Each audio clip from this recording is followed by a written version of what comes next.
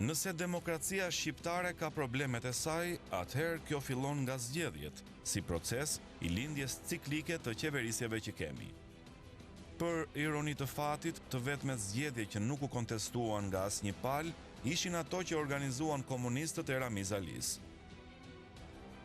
Që nga ajo ditë dhe më pas, gjithmonë pala humbse ka kontestuar rezultatin. Në vitin 96, socialistët braktisën procesin e votimit, duke e quar në deformimin e tij dhe mosnjohjen.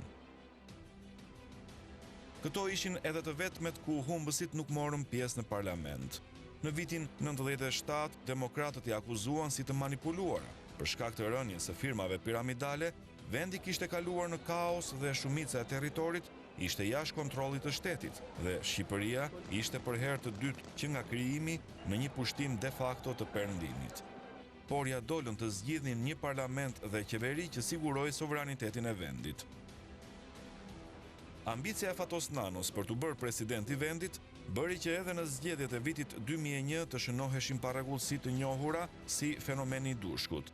Me ndërhyrjen e ndërkombëtarëve, u gjet rrugë zgjidhja që palët të njihnin parlamentin, por duke shuar ëndrrën e Nanos për president dhe sjell në fron një emër pak të njohur deri atëherë, Alfred Moisiun.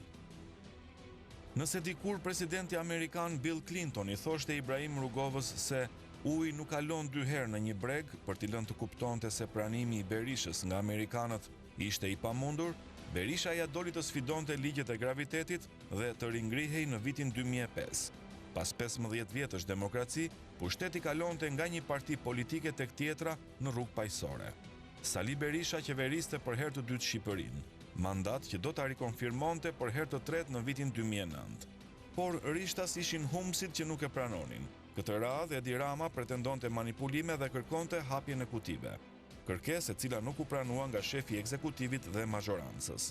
Ky ishte edhe viti kur Ilir Meta, ish kryeministri i socialistëve dhe figurë përfaqësuese e krahut të majt, i cili kishte 5 vjet që kishte krijuar formacionin e tij politik, ndërmori hapjen e dytë pas risisë së 2005-s, duke formuar koalicion me armikun e deridjeshëm.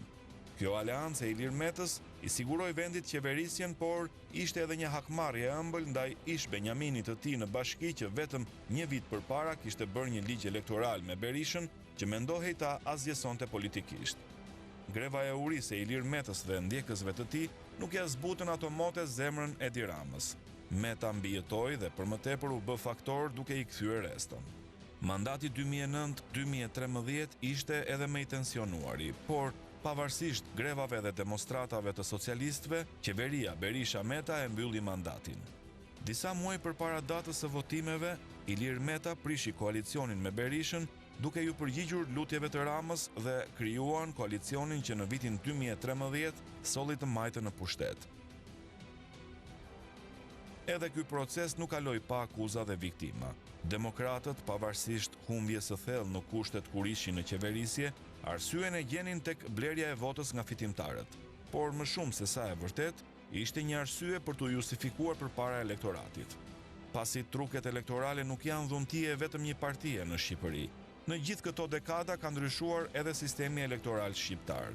Dikur me 100 vende mazhoritar dhe 40 proporcional, pastaj 115 me 25 për të arritur në vitin 2009 kur zbatohet sistemi që kemi sot me bazë rajonesh. Është një sistem që e kanë pak a shumë edhe vendet të tjera të rajonit si Kroacia apo Maqedonia, por ajo që e bën specifik rastin shqiptar është mënyra e votimit dhe numërimit të votës.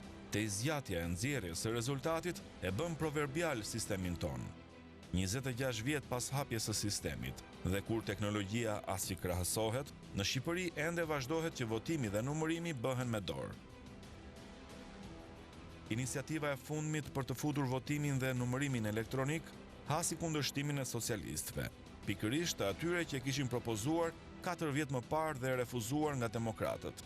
Ndërkohë, LSI kërkon lista të hapura për të shmangur rolin e plotfuqishëm të kryetarëve, të cilët e kanë katandisur demokracinë shqiptare në një sistem ku vendosin vetëm 3 persona. Por që të bëhet kjo, kërkohet modernizimi i sistemit të votimit. Të gjitha këto peripeci përditësimit të vendit, të paktën me fqinjët, së bashku me truket elektorale, kanë ngulitur psikozën se rendi i gjërave dhe fitoria e alternativave të reja në Shqipëri është i pamundur. Megjithatë, 6 muajt që vijnë do të jenë vendimtar, ku e sigurt është që si do të bëhen zgjedhjet e këtij viti dhe cili do të jetë rezultati, nevoja urgjente dhe çështja e parë që duhet të merret politika do të jetë modernizimi i sistemit zgjedhor.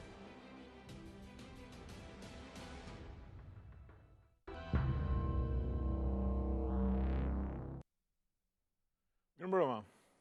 Pa zgjidhur punën e zgjedhjeve nuk ka zgjedhje. Kam ftuar këtu për diskutuar përfaqësuesit e dy partive kryesore, të cilët edhe kanë propozuar ndryshimin në ligjin elektoral, në mënyrën e votimit. Kam këtu zotin Arben Ristani, sekretari i përgjithshëm i Partisë Demokratike. Mirë se erdhët, zoti Ristani. Mirë se u gjeta. Zotin Petrit Vasili, kryetar i grupit parlamentar të LSI-s. Mirë se erdhët, zoti Vasili. Dhe dy ekspert, zotin Kristaj Kume, ish kryetar i Komisionit Qendror Zgjedhor. Mirë se erdhët, zoti Kume. Dhe zotin Gerti Shella, antar i shoqërisë civile, i cili merret vazhdimisht me problematikën e zgjedhjeve dhe kryetar i Institutit Infocip. Mirë se erdhët, zoti Shella. Atëherë po e filloj me juve, zoti Vasili. Keni bërë një sër propozimesh për ndërhyrjet në sistemin. Në fakt keni bërë edhe një grevë urie në 2008-ën, ku mendoj që ligji i ri zgjedhor që do hynte sistemi rajonal do t'ju bënte viktima. Pastaj që atëherë nuk jeni ndjerë më. Tashti për herë të parë dolët me iniciativë për ndërhyrje. Cilat janë këto ndërhyrje që ju e kërkoni? Ne besoj që do përpiqemi të shpenzojmë çik më shumë kohë mbi ç'vjen vjen përpara, pasi ajo që shkoi pas, besoj është janë ngjarje të cilat besoj duhet ishin mësime për të ardhmen. Gjithsesi është një meritë juaja kjo, që keni, domethënë, një dekorat, le të themi, për një sistem zgjedhor më të hapur. Kështu që unë Jo, dua të them që në të shkuarën sigurisht ne adaptuam një sistem zgjedhor të cilën ne e kontestuam duke paraqitur një seri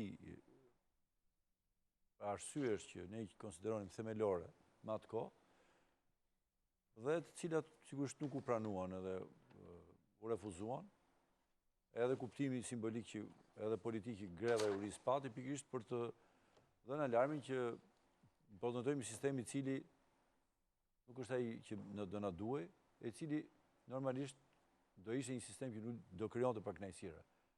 Koha provoi që këto pakënaqësira qenë të mëdha. Dhe sa herë që i kthehen dhe i rikthehen sistemit, gjithmonë më shumë ai kritikohet, gjithmonë më shumë ai duket si një prang që ndodhet në këmbët edhe të demokracisë, në mënyrë se si ajo realizohet nëpërmjet votës e tjera.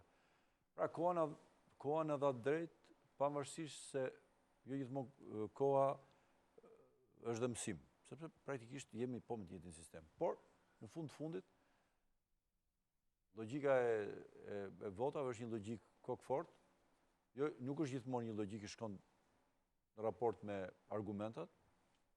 Jo, janë pak të rastet kur vota i mbyt argumentat, dhe ai ka qenë një rast i tillë. Gjithatë e bëra këtë në respekt pyetjes tuaj, cilët përderisa ju referuat me disa ngjarjeve të cilat kanë qenë ngjarje të forta për mendimin tim politike.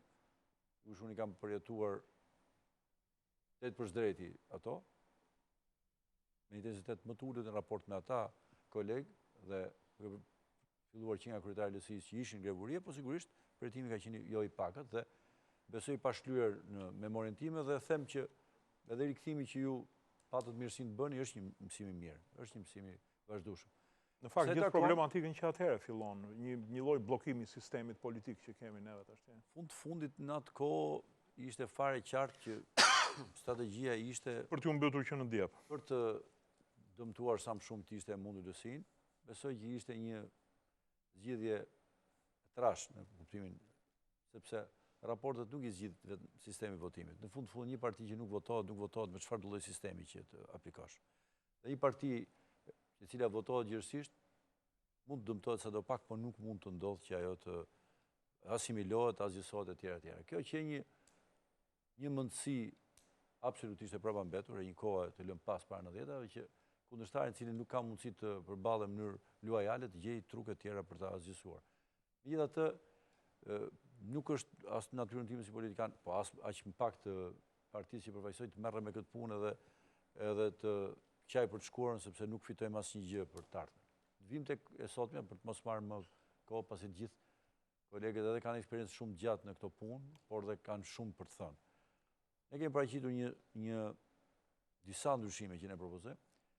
U zëmrën e procesit, për mendimin tim, të këtyre ndryshimeve, ne kemi parë në dy fenomene.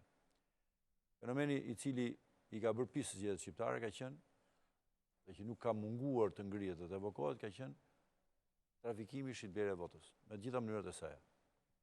Blerja, shitja, premtimi, parat, një vend pune, një favor tjetër, fotografimi i saj për të provuar që kjo shitblerje përfundonte, pra mbyllej. Një fenomen i cili është ai që ka spikatur më së shumti edhe në mënyrë të veçantë mbas zgjedhjeve të 2013 së këtej, për një arsye dhe themelore. Pasi formalisht votimi ka qenë pothuajse i pakontestuar. Në zgjedhjet e 2013-2015, sigurisht nëse unë nuk jam korrekt, kolegët mund të më korrigjojnë, por nuk ka pasur kontestime për numërimin e votave. Kontestimet më të mëdha kanë ardhur për fenomenet e shitblerjes votave. Ato janë evidentuar edhe nga media. Po i referohem akuzat që ka bërë PD-ja është. Po i referohem zgjedhjet më të fundit për të mos shkuar më të mëtej në të shkuar më të largët, po qëndroj me realitetin më recent. Një ndër akuzat që ka bërë dhe Basha është që triku, kleçka elektorale do filloj që përpara s'do bëhet e kutia votimit, do bëhet përpara. Dhe kemi përqendruar rreth parë vëmendjen këtu. Së dyti, kemi qëndruar në një fenomen tjetër i cili edhe ky nuk më thot dot njeri që nuk ka qenë një fenomen delikat, mënyra e financimit dhe transparenca e financimit partive. Pra futja në procesin elektoral, parave mjaft dyshimta, cilat e imponojnë procesin, e deformojnë procesin dhe sigurisht të prodhojnë vullnete deformuara. Pra rezultate, cilat nuk janë ato që përgjigjen realitetit. Dhe së treti, përpoqet i përmbledh dyshimet për të mos marrë kohën në detajet shumta, një ide të tjera që ne kemi hedhur ka qenë shpejtimi i procesit nëpërmjet dyshimeve që ne i gjykojmë të mundshme. Gjitha janë gjykime për në tryezë të bisedimeve ku gjendet mesmet e përbashkëta. Pra, njëri ka qenë për të rritur numrin e qendrave të numërimit, për ta shpejtuar procesin e numërimit, dhe së dyti, për të hequr KQZ-n si një hallk ankimimi, pasi është provuar gjithësisht që për shkak të shumicës detyruese që ajo kërkon për të marrë vendim për ankimet, është bërë thjesht vetëm një humbje kohe dhe për drejtuar deri në Presidentin Kolegj Zgjedhor, duke fituar dhe atë kohë shumë të çmueshme e cila e bën procesin të gjatë, të lodhshëm, bezdisshëm, të dyshimt pastaj për zgjatjen e tij, duke u përpjekur prapë për të propozojmë disa ndryshime në respekt të kohës që kemi në dispozicion. Pasi koha që duam apo s'duam ne duhet ta pranojmë, ne jemi në krizë kohë për ndryshimet zgjedhore. Për fat keq u shpërdorua koha për shkak të takticizmit politik, këto duhet të thënë me gojën plot, pasi inicimin e ngritjes të procesit, kryetari i parlamentit e ka bërë një vit e ca përpara, për të dhënë kohë procesit që të zhvillohej, por kjo gjë, për fat keq, unë nuk e mendoja, them drejtën, jam pjesë antari i Komisionit të Reformës, nuk mendoja kur që ne do vinim përsëri në cajtnotin e radhës. Absolutisht. Për fat keq, kultura jonë politike e riprodhoi përsëri këtë gjë. Dhe po qëndroj këtu pasi s'dua të marr kohë kolegëve. Zoti Rysani, ju keni disa pikat përbashkëta në propozimin e këtyre, siç është shitblerjen e votës, edhe juve në propozime keni cilësuar si korrupsion zgjedhor, financimin e partive gjithashtu. Keni një pikë, përdorimin e teknologjive në votim, ku edhe Këmbëngulët e thatë që do bëni një presion të jashtëzakonshëm, bile partitë e koalicionit thanë që edhe mos merre pjesë në zgjedhje. Sa do Këmbëngulni në këtë pikë e cila është e veçantë? Dhe çfarë risish do bjerë kjo? Së pari bjem gjithë dakord, siç doli dhe në insertin ku ju filluat këtë bisedë sotme, që zgjedhjet e lira dhe demokratike janë themeli për zhvillimin e demokracisë në Shqipëri dhe kushti dhe për integrimin evropian të Shqipërisë.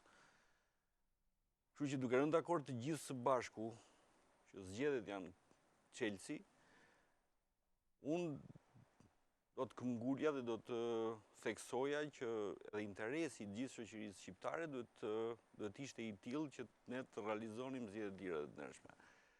Duket që një numër i madh partish, qoftë të opozitës, qoftë të pozitës, janë dakordsuar ose interesat e tyre duket se përputhen në një sër gjërash, siç janë, si e përmendët dhe juve, si e theksoi dhe zoti Vasili, qoftë ke manipulimi i votës, me të gjitha fenomenet, po kryesisht ke shitblerja e saj, qoftë ke problemet e tjera që kanë të bëjnë me numrimin, me administrimin në përgjithësi të procesit zgjedhor, dhe tek problemi tjetër që ne lëm për në fund si gjithmonë, duke mos i paraprirë këtyre gjërave, gjë që tregon dhe mungesën e vullnetit për t'i realizuar.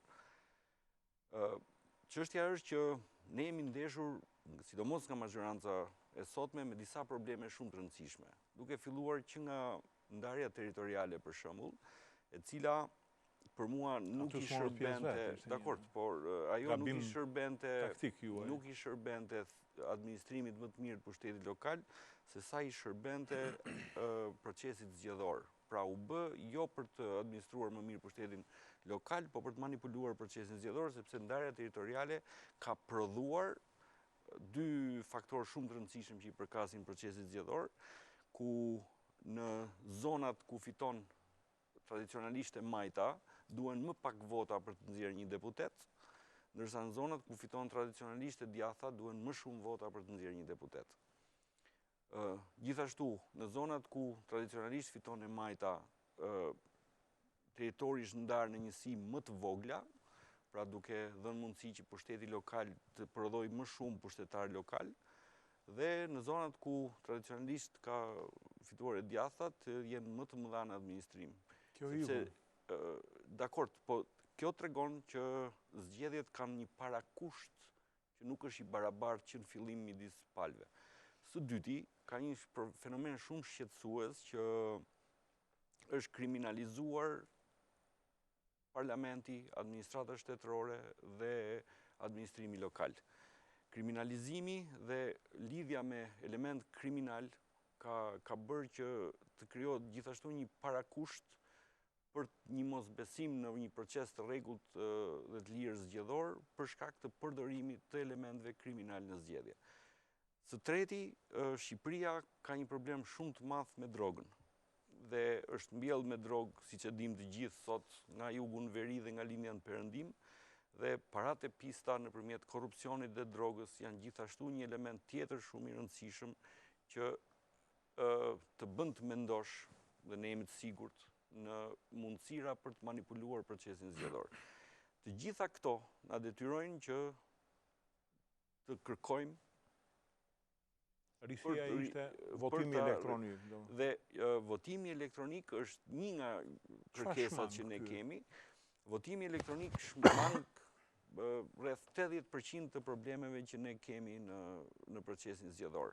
Duke filluar që me blerjen e kartave, pra marrjen e kartave për të mos lënë njerëzit për të votuar, që nga votimet në emër të emigrantëve, që nga votimi familjar, e shmang, që nga fotografimi i votës, identifikimi biometrik i zgjedhësit realizohet nëpërmjet sistemit që ne kërkojmë. Falsifikimi i kartave të identitetit. Falsifikimi i kartave identitetit, blerja e komisionerëve dhe shpërdorimi i detyrës prej tyre duke rënë dakord për të mbushur kutit në favor të partive të caktuara politike. Po kështu shmang problemet në numërim që janë shumë të mëdha. Që nga kutit, boja e gishtit, fletët e votimit, që janë një sër problematikash, pastaj të vim ke vjedhja e votës, sidomos e partive të vogla në procesin e numërimit të votave, shpejtësia e numërimit të votave. Pra janë një sër parregullësish që shtrembrojnë vullnetin e zgjedhësve dhe që zgjidhen nëpërmjet identifikimit biometrik dhe votimit elektronik, i cili ka në vetvete sigurisht dhe numërimin.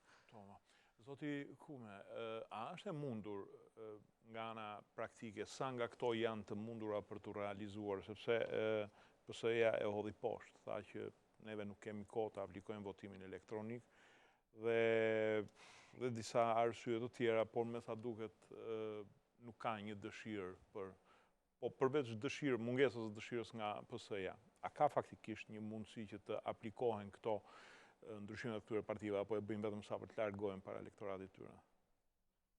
Për mendimin tim, e para në komunikim që bëhet me njerëzit, lidhur me këtë kërkesë, është e rëndësishme që të sqarohet se çfarë kuptohet dhe çfarë dëshirohet të bëhet nëpërmjet atij që emërtohet votim elektronik.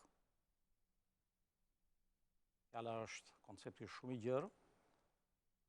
Koncepti menjëherë mund të shpjeri tek mendimi se kërkohet që të përdoren mundësi të jep kjo teknologji për të votuar nga shtëpia, nëpërmjet internetit e kështu me radhë. Nga shtëpia jo, po te makineria pse jo, ishte shumë e thjeshtë si bankomat. Tjetër gjë. Ashtu sikurse është thënë që votimi elektronik krijon mundësi të votojnë edhe emigrantët, po, është e vërtet. Por në qoftë se bëhet fjalë për këtë mundësi që jep teknologjia e informacionit, pra votimin duke transferuar online në kohë reale, vendimarrjen e zgjedhësit, do thoshe që do të ndesheshim me njëherë me të njëjtat situata me të cilat janë ndeshur dhe vendet tjera, të cilat kanë shkuar deri në vendimarrje që jo, kjo nuk duhet bërë. Po e përmendi zoti Ruçi sot Gjermania dhe Franca. Jo, s'është e vërtetë. Janë ta mbaroj. Janë disa vende që kanë mbajtur një qëndrim të tillë. Ajo që duhet për mendimin tim të artikulohet së bashku me fjalën kërkesë për të futur tek votimin elektronik është të kemi mirë të qartë se çfarë do të përdorim nga kjo teknologji dhe çfarë presim nga kjo teknologji. Dhe që po qëse të shohin dhe pastaj me atë që ofron kjo teknologji, sa të mundshme kemi për ta përdorur në zgjedhjet që vinë. Në qoftë se me termin votim elektronik, ne do të kuptojmë përdorimin e mundësive që jep teknologjia e informacionit për të identifikuar zgjedhësin që shkon në qendrën e votimit, duke përdorur si informacion identifikues gjurmat e gishtit të tija. Ky është një proces që për mendimin tim është lehtësisht i mundshëm për të realizuar. Me një kusht.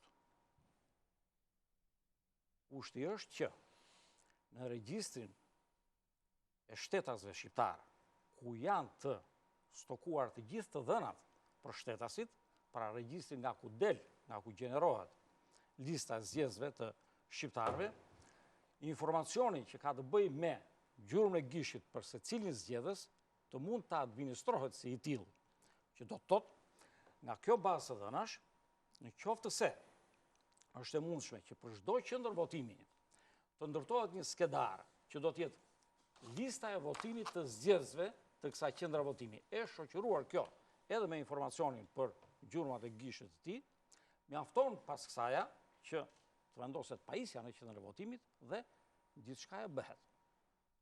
E dyta, në qoftë se me votim elektronik do të kuptohet vetëm mundësia që zgjedhësi të mos votojë si tradicionalisht në kartë, në fletë, por nëpërmjet touch screen, i cili, kompjuteri pra, i cili e administron si i tillë votën në një sistem të mbyllur brenda qendrës së votimit, dhe nuk ka punë fare me atë çka ndodh jashtë qendrës së votimit, pra nuk kemi transmetim online të informacionit të votimit e kështu. Absolutisht, pra vetëm me atë. Dhe kjo po qëse kuptohet si i tillë votimi elektronik, dhe kjo është e mundshme për të bërë. Nuk ka vështirësi për të realizuar një gjë të tillë, nuk është koha, po vetëm dëshira dhe vullneti. E për të rritur pastaj, ose për të mbyllur shtigjet, të cilat janë të hapura, për mendimin tim, për të mos kontestuar produktin, edhe atë produkt që vjen nëpërmjet përdorimit të këtyre mundësive që sjell teknologjia e informacionit, dhe këtu mund të ndërtohen rrugë dhe të përdoren mundësitë që ka teknologjia, si për shembull, përveç se magazinohet vota në mënyrë elektronike, pra kur ti klikon në ekran dhe kompjuteri ta numëron votën tënde, printohet vota si e tillë në letër, ti e lexon për kë ke votuar dhe hedh kutinë e votimit. Në qoftë se pra, nga gjithçka që ofron teknologjia e informacionit për zgjedhjet tu tek ne marrim këto dy momente, këto dy mundësira që jep, kjo teknologji, unë mendoj se është plotësisht e mundshme për të realizuar, mund të realizohet si e tillë, në qoftë se ka vullnet, po jo për ta përdorur këtë për të krijuar besimin për zgjedhjen, por duke patur besim mbi të, po ashtu, dhe e dyta, në qoftë se nuk është koha që e limiton përdorimin e këtyre mundësive që jep teknologjia e informacionit. Mund t'ju sqaroj diçka të vogël, nëse Jo, doja të pyes janë vetëm diçka Gertin për efekt kohe, po do kthehemi prapë te kjo tema e votimit elektronik. A është e mundshme praktikisht në Shqipëri kjo? Votimi elektronik është shumë i mundshëm se sa votimi Sa kohë do donte, se ju jeni marrë me këto, sa kohë do donte një votim elektronik të aplikohej këtu, sa muaj do duheshin? Lidhet një kontratë me një kontraktor që vjen bashkë me makinat, i shpërndan ato praktikisht në ato që do të caktoj KGZ që do të jenë koncesioni, domethënë. Nëse do të flasim për votimin elektronik me makinën përkatëse ku në ekran votuesi ftohet të zgjedh preferencën e vet. Edhe këto janë sisteme të mbyllura, nuk janë sisteme online, pra nuk është qarkullimi i hapur elektronik. Unë e kam vëzhguar vetë në Shtetet e Bashkuara të Amerikës, ku avantazhi kryesor i këtij sistemi nuk është ai shumë, po themi, qartësia që do të na afronte të gjithëve letra, që pavarësisht se sot flasim për elektronikën, ai ngelet dokumenti kryesor dhe historik. Sa kohë do donte si aplikim? Për aplikimin duhet një lidhje kontrate dhe kompania e cila mbështet me kapacitetet e veta sjell makinat të cilat besoj do të merren me qira në këtë rast. Mund të aplikohesh për këtë zgjedhje? Nëse ka vullnet politik, po. Pra çështja e vullnetit politik, makina elektronike, i vetmi përfitim nga ana tjetër do të ishte fitimi në kohën e numërimit. Por nga ana tjetër këtu gjej rastin të konstatoj një paradoks edhe me ato që duket sikur tek votimi elektronik do të gjejnë shpëtim zgjedhjet. Pikë së pari që zgjedhjet gjejnë shpëtim duhet që ato mos kultivohen qoftë edhe nga pikpamja e ndryshimeve apo amendimeve të mundshme në kodin, pra në rregullat e lojës, nga dyshimi deri në paranojë i palëve që janë ato që duhet ta furnizojnë me besim një proces. Çfarëdo që të sillni në kushtet e mosbesimit të thellë që juve keni dhe të gjithë së bashku kemi në raport me proceset e votimit dhe të numërimit votës, ato me gjas do të pësojnë një faull diku. Por së dyti, çështja e numërimit të votës elektronikisht me makinë në këtë sistemin e mbyllur, pra jo me kompjuter që do të ishte shumë e komplikuar dhe gjej rastin ta them këtë, do të krijonte problemin që pra nuk do ta shmangte, më mirë të them, problemin e shitblerjes së votës. Mund të aplikoheshin të njëjtat metoda klasike që ju i përmendët dhe në dokumentarin tuaj, shumë konciz, që dikush mund të bliheshe paraprakisht, pra vullneti dikujt që shkon drejt makinës, blihet njësoj paraprakisht. Këto ndodhin edhe në Amerikë në fakt, se jemi që votat blen të paktën në Italinë e Jugut di unë që shkon në tuf, blihen, demokracia është një proces, nuk është vetëm ana teknike. E konsiderojnë gjithashtu një investim, për fat keq është vetëm një investim që ne bëjmë si qytetarë një herë në kapë vite. Po, të paktën do zgjidhte problemin e numërimit të votës dhe mos bëhemi qepaze që pas një muaji të shpallej rezultati. Korja e votës brenda njësisë së votimit ndodh në 1 minutë vetëm. Unë e kam parë procedurën të funksionojë, anëtarët e komisionit pyeten ti japin butonit, pra ta shtypin butonin, ti mbledhin dhe kjo ndodh në 1 sekondë vetëm. Një kompjuter të zakonshëm. Absolutisht. Si një kupon tatimor. Publicitet shifemi pas pak.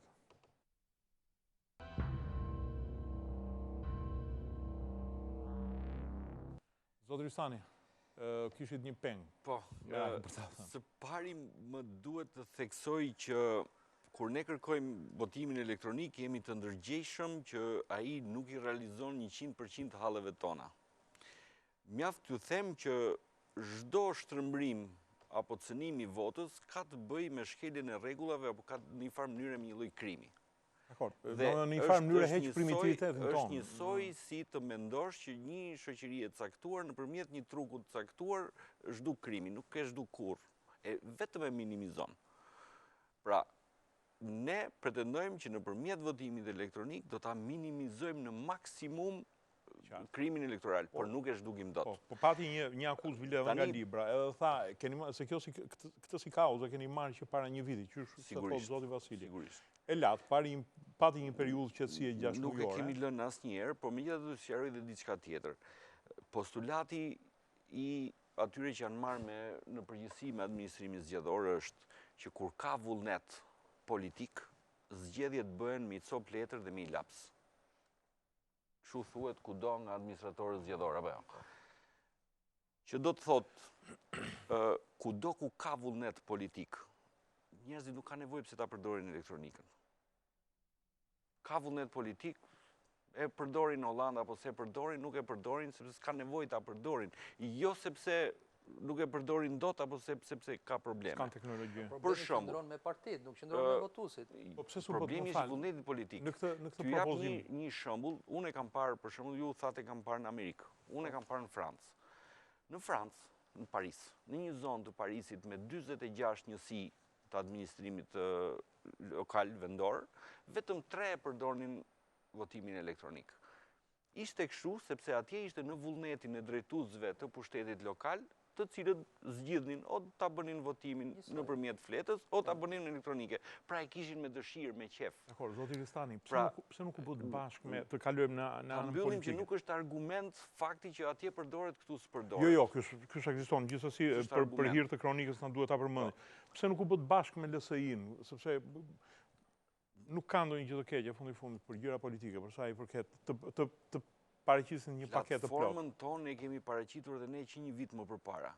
Si tha zoti Vasili që kryetari i kuvendit apo kryetari i partisë së LSI-s e pas ka kërkuar, s'kujtohet, por gjithsesi ne e kemi kërkuar edhe ne po një vit përpara. Dokumenti ynë që përmban dhe votimin elektronik është paraqitur në maj të vitit kaluar.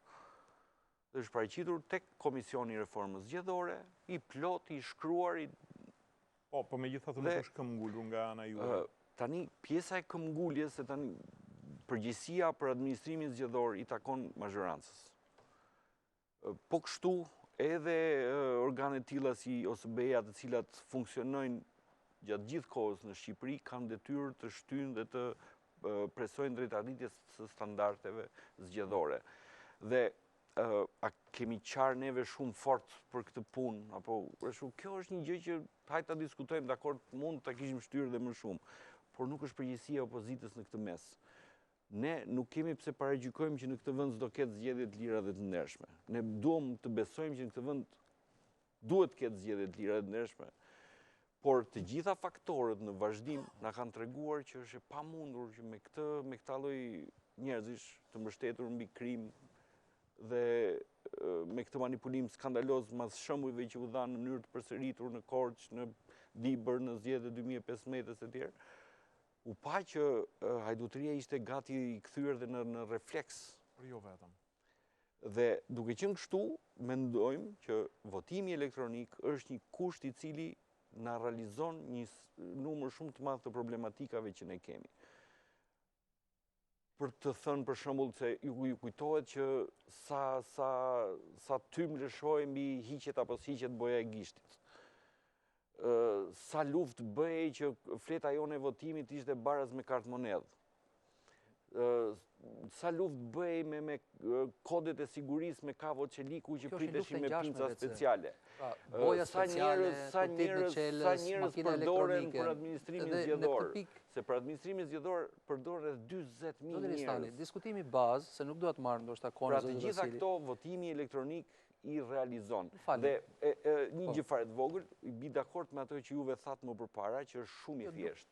Është shumë i thjeshtë, ndërtohet në mënyrë stacionare dhe e vetmja lidhje që mund të bëhet është lidhja me bazën e dhënave për gjumë të gishtit. Në një kohë të dytë. Dhe bëhet Jo, të nuk do thash, kujdes. Po qëse do ta lidhësh identifikimin me bazën e të dhënave në qendrën e Tiranë, problemi vështirësohet goxha. Vështirësohet, po bëhet sepse nga Vermoshi në Tiranë duhet kesh internet, jo. Interneti sot është në çdo cep të Shqipërisë. Me njërë do ta pora korrentin në Laçu pranë të dyja. Bjem dakord që votimi elektronik në mënyrë stacionare është i realizueshëm. Sistemi mbyllur. Dakord, atëherë bjem dakord për këtë. Tani, specialistët tanë na kanë bërë me dije që dhe marrja e dhënave për gjurmën e gishtit nga qendra ku janë të depozituara dhe në çdo qendër të votimit është e realizueshme dhe na kanë bërë me dije që dhe koha është shumë e shkurtër në disa sekonda për t'i transmetuar. Nëse më lejon të jap një argument shkurtër, zoti Vasili, besoj të kam mirë kuptimin tuaj. Se duhet të kalojmë në temë tjetër, kështu. Unë mendoj që ka një ngatrim të rëndësishëm të prioriteteve. Le ta diskutojmë thjesht, sepse nganjëherë kur shkasim në terminologji teknike edhe vetë programe televizive ajo nuk i ripërshtat.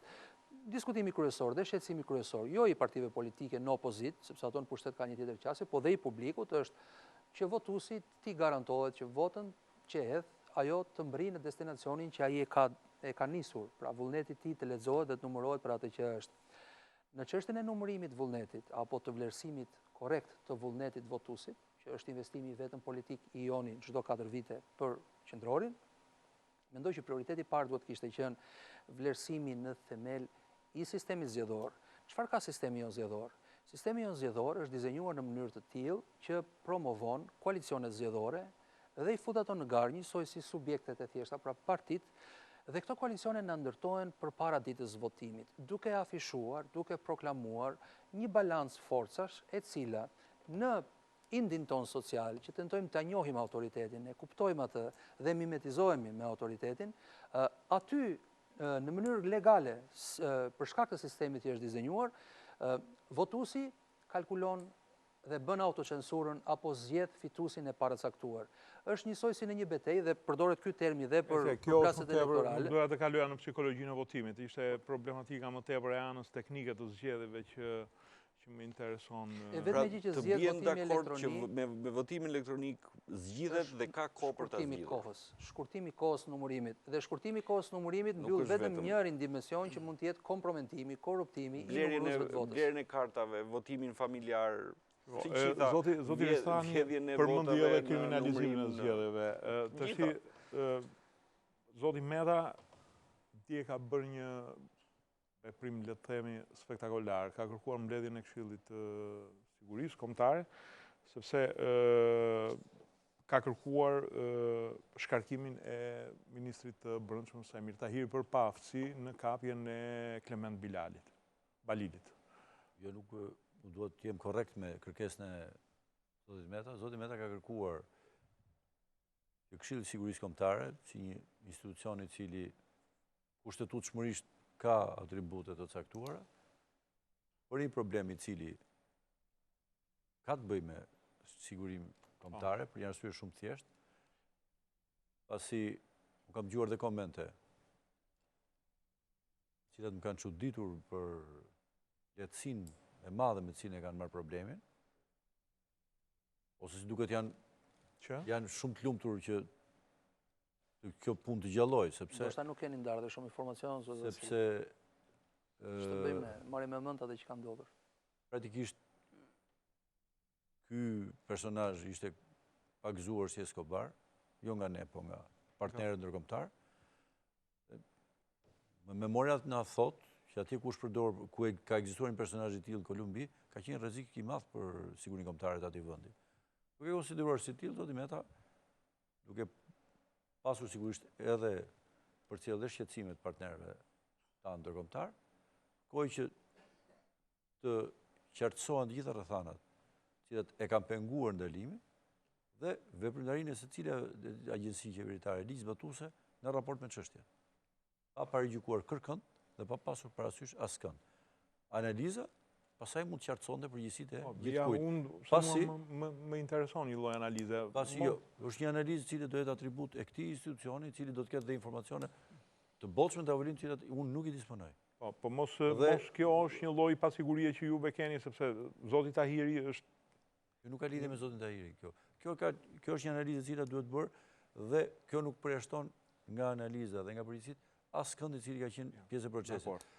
E kthjelluar mbi bazë të gjithë informacionit, atëherë në fund të analizës dalin dhe përfundimet. E thuhet Petriti, Dritani po marr emrat tanë që s'kemi... Ka të bëjë me një lloj Jo, kjo ka të bëjë me... pasigurie që juve keni që ky proces të kontrollohet ose të ndihmohet nga zoti Tahiri, i cili është ministri i Brendshëm. Dhe një herë me zotin Tahiri. Problemi që ndodh këtu, një shtet i cili më ton të jetë në kontroll të situatës së tilla, edhe për çështje të vogla. Dakor, po çështja Balilit tash nuk është... Ta mbaroj tani me durim. Pra, një shtet i cili më ton të jetë kontrolluesi i situatës të gjitha edhe në elementet më të vogla të saj, kur ndodhet përpara një situate të tillë të madhe, siç është një person me rekorde të rënda kriminale, moskapje e cilit rëndon në raportet tona me partnerët ndërkombëtar, të cilët ka qenë aktiv në këtë çështje, sigurisht kërkon analizë. Pasi mësimet e nxjerrë nga kjo, përgjegjësitë e nxjerrë nga kjo, japi një besim të ri shtetit për kontrollin se si e kontrollon ai territorin dhe situatën e krimit në vend. Ky është qëllimi madhor dhe kjo është mobilizimi dhe institucionit të një rëndësie të tillë siç është Komisioni i Sigurisë Kombëtare, pikërisht për këtë gjë dhe me këtë frym përgjegjëshmërie. Pra, gjërave nuk mund të ikin, por duhet të qëndrojmë dhe duhet të shkojmë deri në fund. Ka lidhje me një lloj frike që ju e keni se mos... Nuk ka lidhje frika, ka qenë një ndjenjë e huaj për ne. Ministri Brendshëm është pak i anuar nga partia e tij gjatë këtij procesi. Jo, ministri Brendshëm është i përfaqësuesi i Partisë Socialiste, nuk është i anuar nga partia e tij. Po, është i përfaqësuesi i Partisë Socialiste. Socialiste, Duhet jetë sigurisht se një ministër tjetër është i ka përkatësi.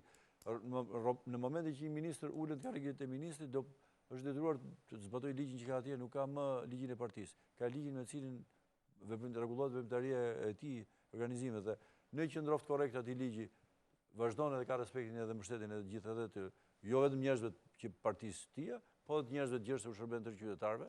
Një ministër nuk është një ministër që shërben partisë tia, është një ministër që shërben publikut të gjerë. Ati që ka votuar dhe i se ka votuar.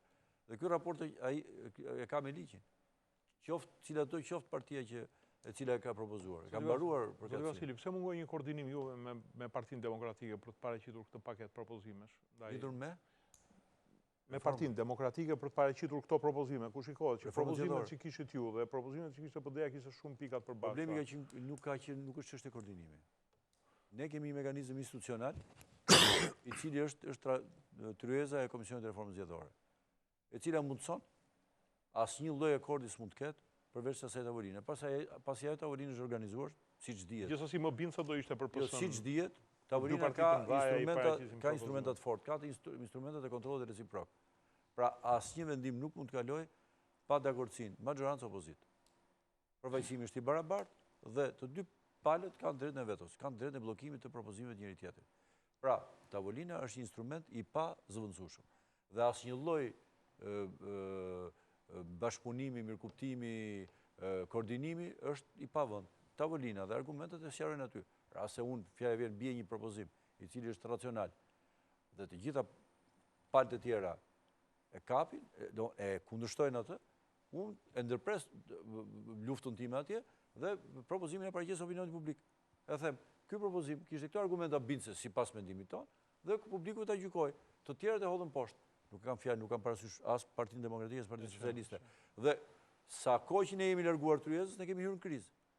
E thash ndërkohë që ishin këto, nuk do të marr kohë më, ne patëm një vit kohë. Ne sot kemi hyrë në krizë kohë, e cila na ka kushtëzuar gjithë gjërat e tjera, edhe propozimet. Qoftë propozime elektronik. Për votimin elektronik.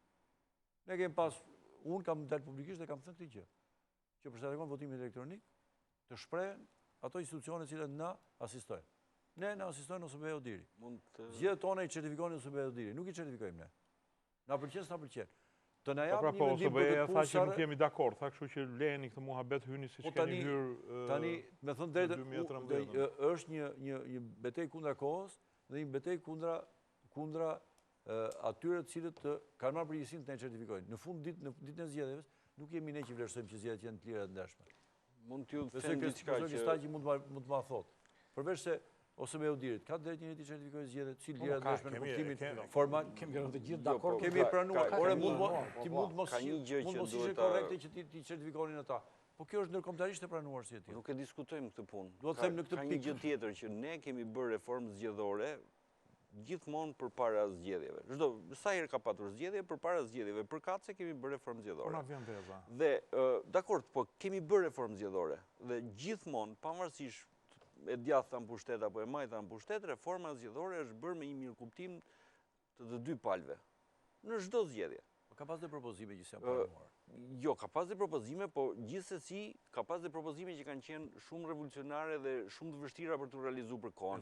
Mjaft që t'ju them, për shembull praktikën kur kam marrë unë drejtimin e Komisionit Qendror të Zgjedhjeve. E kam marrë drejtimin e Komisionit të Zgjedhjeve në shkurt, kur zgjedhjet ishin qershor, dhe për herë të parë është futur filmimi me kamera i votës, për herë të parë janë lidhur qendrat e numërimit të votave në rrjet në të gjithë Shqipërinë, dhe ishte një testim i teknologjie të pa testuar përpara, shumë e panjohur për kohën, me rrezik, por që vullneti e bëri që të bëhej. Dhe po e një tako ka qënë. Po e një tako. Pra, them që në rast se ka vullnet për t'i bërë gjërat, bëhen. Mund do të shtoj edhe diçka tjetër që për të gjitha këto kërkesa nuk është vetëm LSI-a dhe Partia Demokratike që kanë të përbashkëta, por janë për shembull dhe Partia Libra, Partia Agrare, Partia pastaj kalojmë në emra, Partia Dashit, Partia Nardnokës, Partia PPD-n. Pa ndërprerë Benin. Benin ne për shembull të gjitha këto kanë gjëra që s'kemi rënë dakord. Ja për shembull, unë nuk e përmendem se s'desha ta përmendja. Jo se harrova. Ne hodhim propozim, cili nuk është marrë në diskutim, nuk duhet jem korrekt edhe me kolegët. Por në deklarimet publike është thënë, ne propozuam listat e hapura. Nuk ka pasur një dakordsi. Nuk ka pasur një ka. Në deklarimet e para. Do të thonë, a është mundshme me listat e hapura, se të ta ulan balla thashë pa mundur, pra do kalonte në infinit. Nuk ka pas një qasje, po thej pozitive. është këndvështrim. Unë nuk i kritikoj, më falë, unë nuk i kritikoj. është një qasje. Por do të them që ka propozimet cilat nuk e gjenë, me kuptimin. Pavarësisht se argumentet mund të jenë shumë të shëndetshëm.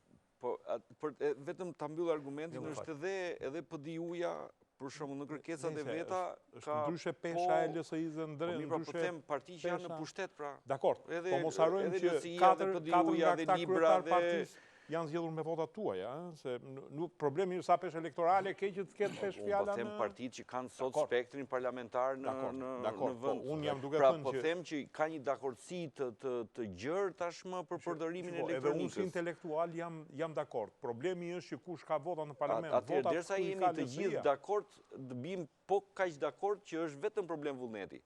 Duan ta bëjnë apo s'duan ta bëjnë.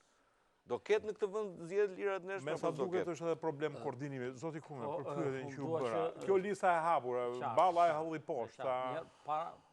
Duke menduar që vinte edhe nga brenda koalicionit. Unë e hodha vetëm si ide që ka. Jo, doja ta bëja pyetje unë. Zoti Vasil më drejtua.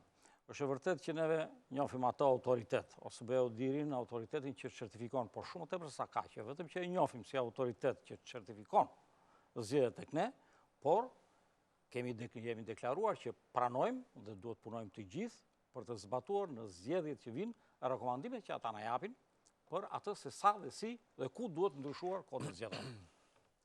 Gjë që e bën goxha të rëndësishëm referencën tek ky institucion i huaj. Ajo çka unë vëre në këtë diskur, që po bëhet lidhur me atë që quhet votimi elektronik, për mendimin tim, ndjesia time është e tillë se midis asaj se çka kanë parasysh drejtuesit e OSBE-dirit për këtë lloj mënyre të votuarit, dhe ajo çka mundet dhe do të ishte shumë mirë dhe të realizohet, dhe unë pak më përpara thashë, është e mundshme për të realizuar dhe në këto zgjedhje, ka diferencë të madhe. Duhet të sqarohet mirë fakti që ne kërkojmë, unë do thosha që ajo çka përpiqemi që duke përdorur teknologjinë e informacionit të mund ta shmangim nga të këqijat që ka administrimi i votës, mund të realizohet siç unë e shpjegova pak më përpara. Dhe tu i vë pikë kësaj gjë. Në përgjigje të pyetjes tuaj lidhur me faktin nëse listat e hapura, a është mundshme teknikisht në këtë situatë ku jemi? Është e vërtet, po ashtu fakti që i derdh tashti për këtë ide dhe mendim të dhënë nga LSI-ja, gjithçka ka qenë është thënë çdo gjë, po jashtë tavolinës. Asnjëri nuk është shprehur në mënyrë institucionale në tavolinë, pra nuk është kthyer në subjekt çështje diskutimi në komision. Ka pasur sinjale, nuk ka pasur sinjale se por beteja jepet kur ka sinjale mund fitohet. Lësia ka më shkrim në sinjalet nuk kanë ekzistuar. Lësia ka qenë vetëm në propozimin e saj. Ka bërë si propozim. Kurse pjesa tjetër e mazhorancës sot jo, dhe ajo çka unë lexoj në deklaratat e tyre është që është një jo këmbgulse.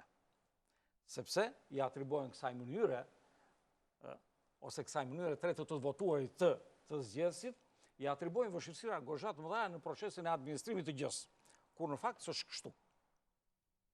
Për mendimin tim, është konsideruar bile deli atje sa, nëse ne do të përdorim listat e hapura në vend të listave të mbyllura, do të thotë që atakojmë, ndryshojmë sistemin. Për mendimin e s'ka fare punë me sistemin që e tillë. S'ka lidhje fare me sistemin. Gjë më e thjeshtë e mundshme të Është realizohet. vetëm mënyrë administrimi e votës së shqiptarit. Vetëm kaq. Atakon dy momente. Si unë do të votoj dhe si do të numërohet. Pra lista nuk propozohet vertikale, por horizontale. Kjo quhet e hapur. Pra dikush zgjedh në listën që propozohet kandidaturave. Dhe vështirësi teknike për të realizuar një gjë të tillë, për mua janë të kapërzyeshme dhe të papërfitshme në krahasim me atë që sjell kjo mënyrë të votuarit, e cila do të bëjë si e tillë që në kuvendin e Shqipërisë të kemi njerëz, të kemi deputet të arshëm që do të jenë aty si rrjedhoj e vendimarrjes së dy trupave shumë të rëndësishme në një proces zgjedhor. Trupa e parë që është subjekti politik, që e kandidon, dhe trupa e dytë zgjedhësi, i cili shpreh preferencat e tij për atë që ai do të votoj pasi është shprehur për partinë përkatëse politike. Si shpjegohet? Po. Për mendimin tim, pse Kleçka gjithsaja unë pakta e gjej vetëm tek ajo që i ikën në dorë leadershipit, ajo çka ai e ka sot nga fillimi deri në fund të drejtën e tija për të vendosur për ata që, siç e dim, siç janë Liderit më mirë se leadershipi përfshin leadership. Pra, pjesa më madhe e deputetëve janë deputet të zgjedhur pa u bërë fare procesin dhe ka propozimin e saj që. Dhe kaq. Pse partitë shqiptare bën shumë reaksionare? Domethënë, PS-ja e bëri propozim në 2013, hajde bëjmë votim elektronik, e hodhi poshtë PD-ja, tash e bën PD-ja. Ja, nuk është ashtu. Ka një lloj, domethënë, bën reaksionare. Sa vinë në pushtet bëjnë konservatorë, duan të bëjnë atë sistem që kanë. Po, edhe në natyrën e pushtetit është që ta ushtrojë, pra pushteti kërkon të ushtrohet dhe ajo lidhet absolutisht me kontrollin. Si mund të ushtrohet një pushtet në kuptimin më optimal të tij, duke pasur kontroll dhe duke lëvizur gjitha fijet. Dhe mendoj që kjo ka ndodhur. Nëse do më lejoni, unë këtu dua të hap një parantezë se ndoshta e prekim pak më vonë, lidhur me atë që është një befasi e rëndësishme zoti Ristani, zoti Vasili, që në kodin elektoral të Republikës së Shqipërisë, pikërisht për të mbajtur ndoshta në kontroll dhe për ta lidhur pas premtimit, sepse kur është një parti politike e sinqert, është fushat elektorale kur ajo synon të fitojë besimin e publikut. Në momentin që merr pushtetin, sikurse zoti Hila e konstatoi me shumë të drejtë, kemi një kthim 180 gradë në raport me atë që ato vetë janë definuar përpara se të vinin në pushtet. Dhe çfarë ndodh? Në kodin elektoral nuk ka një fjalë të vetme lidhur me atë që ne i quajmë program elektoral, premtim elektoral, pra që është karta e vërtetë e identitetit të subjektit zgjedhor. Por nuk dua të ndalem këtu më shumë se sa tek ajo që ju keni llafin që të penalizohen për premtimet e pambajtura. Nuk mund të regjistrohet një parti politike sot në 2016 vetëm me një specimen vule dhe me një sigël apo me një vërtetim nga gjykata që jam. Këto janë kërkesa shumë të pakta. Jo, është vështirësuar ligji, duhet të kesh ligji nuk është vështirësuar, ndryshimi duhet bëhet në kod, janë ndjekur 2 mandate të Komisionit Parlamentar për Reformën Zgjedhore dhe nuk është prekur asgjë në kod. Kodi është minimalist në raport me kërkesat që i imponon partive dhe koalicioneve për t'i kthyer në subjekte zgjedhore, se në momentin që ajo regjistrohet, kualifikohet si subjekt zgjedhor, dhe ka shumë të tepër nene, fjala vjen, ligji për organizatat e shoqërisë civile, 64 apo 65, dhe vetëm gjysmën apo më pak 24 ligji për partitë politike. Shto këtu kodin zgjedhor që nuk e njeh konceptin e premtimit elektoral apo të programit, që duhet ishte një parakusht. Kush e ka këtë? Kush parti në cilin vend të botës ti depoziton programin dhe nëse s'mban premtimin penalizohesh? Po marr rastin më të fundit, Bernie Sanders në Shtetet e Bashkuara të Amerikës, të cilën e kemi ndjekur si dinamik elektorale gjatë gjithë këtyre ditëve, ka depozituar amendamentin, pra kërkesën ligjore në nuk është e detyrueshme në asnjë vend të botës. Po pra shiko, kjo po ndodh Dritan në Shtetet e Bashkuara të Amerikës, po propozohet ligj në mënyrë që premtimi elektoral mbi të cilën publiku thirret dhe e voton të ndodh dhe jo të kalohet në planin B. Që nuk është se po të ashtu Trumpi do bënte gjysmën e Amerikës. Si mund ta pretendojnë përgjegjësinë e subjektit zgjedhor? Trumpi dha premtim do bëj murin, filloi ta bëj. Janë 100 premtime të tjera, janë sa të tjera që brenda 48 orëve ka bërë hatan e zet, tëra ka firmosur. Janë sa të tjera që po presin mos i mbaj, po deri tani ka mbajtur në shpejtësi. Më fal, duhet të mbaroj vetëm një argument, se duhet prek diçka. Edhe kur erdhi e Majdan në pushtet në vitin 2013, zhbëri çdo koncesion të lidhur. Sot jemi përpara faktit që domethënë koncesionet janë çuar në progresion gjeometrik. Dua të prek vetëm një moment, dhe ndoshta na kthehemi pak më vonë në debat. OSB mendoj që ka tejkaluar rolin e vet diplomatik në pohimin që nuk ka kohë për të adoptuar ndryshime qoftë për votimin elektronik apo diçka më të sofistikuar që janë propozimet e ditëve të fundit, sepse ajo bie ndesh me perceptimin, nuk po them përcaktimin ligjor, që ka edhe politike, zoti Vasili e përmendi që është një arbitër ka një rol pasiv dhe nuk mund të jetë aktor në mënyrën se se diskutojë, dhe për shkak të rregullit të adoptuar nga palët që rregullat e lojës elektorale bëhen nga aktorët në Republikën e Shqipërisë, jo nga 1/3, dhe si e tillë unë mendoj që ajo ka hyrë në rezervën ligjore të kuvendit. Duhet kishte patur një reagim nga aktorët politik dhe këtu gjej rastin të them edhe një konsideratë të organizatës që unë përfaqësoj që roli OSBE-s dhe Jodirit si arbitër i palëve duhet ripar, shpeshherë ajo e ka lënë veten të përdoret edhe ajo vetë si një alibi për mosveprim. Ajo edhe tavolinë rekomandime të thata, do të përdoja një fjalë demode në raport me atë konstatimin zgjedhje shënuan progres po pati probleme, kjo nuk mund të pranohet më dhe fakti i cili e dërmon pozicionin e OSBE-s është që siç e pranoi edhe dokumentarin në fillim të programit, edhe ju të nderuar përfaqësues, zgjedhjet nuk kanë shënuar progres në Republikën e Shqipërisë në 25 vite. Kur bësh rënë? Jo, nuk mund të thuhet. Kjo publicitet lidhet me fakt. Paranoja është në maksimumin e vet. Zotëri Stani, gjithatë e hap. Mund të marr vetëm një sekond? Po. Vetëm një sekond. Se me kam me këtë Gerti, nuk e kam me asnjë tjetër. Tha e kam parë këtu dhe këtu votimin elektronik. Po Shqipëri ke parë votimin elektronik ndonjëherë? Asnjëherë. Asnjëherë s'e ke parë? Ndoshta në shkollat e kanë bërë si parti këta, po nuk edhe numërimin. Kemi bërë 4 vjet parë. Në këto zgjedhje ishte herë e dytë që e bën. Ishte nuk patët asnjë manipulim? Është e pamundshme manipulimi? E pamundshme. Ishte aplikuar që në vitin 2000, zoti Vasili, mos harrojmë një gjë, ka një diferencë të madhe në një parti ku ekziston kameratizmi, marrëveshja midis shokëve njëra tjetrën, dhe në një fushë të gjerë ku janë në dhjetra ujë që duan ta hanë. Do të them këtë gjë, nuk po them në nivel kombëtar, po them vetëm këtë eksperiment, këtë pilotim. Kjo është e drejtë. Në Tiranë skemi se mos abrim projekt pilot. Në atë rast ju votua në 595 kandidatura për 170 fitues. Pra, nuk është çështje kameratizmi, ishte votim i mirëfillt, sepse gjithsesi e kam llafi nuk ndërhyet në sistem. Në sistem absolutisht. Po pra, nuk ndërhyet. Nuk ka procesin e mos ndërhyrjes në sistem.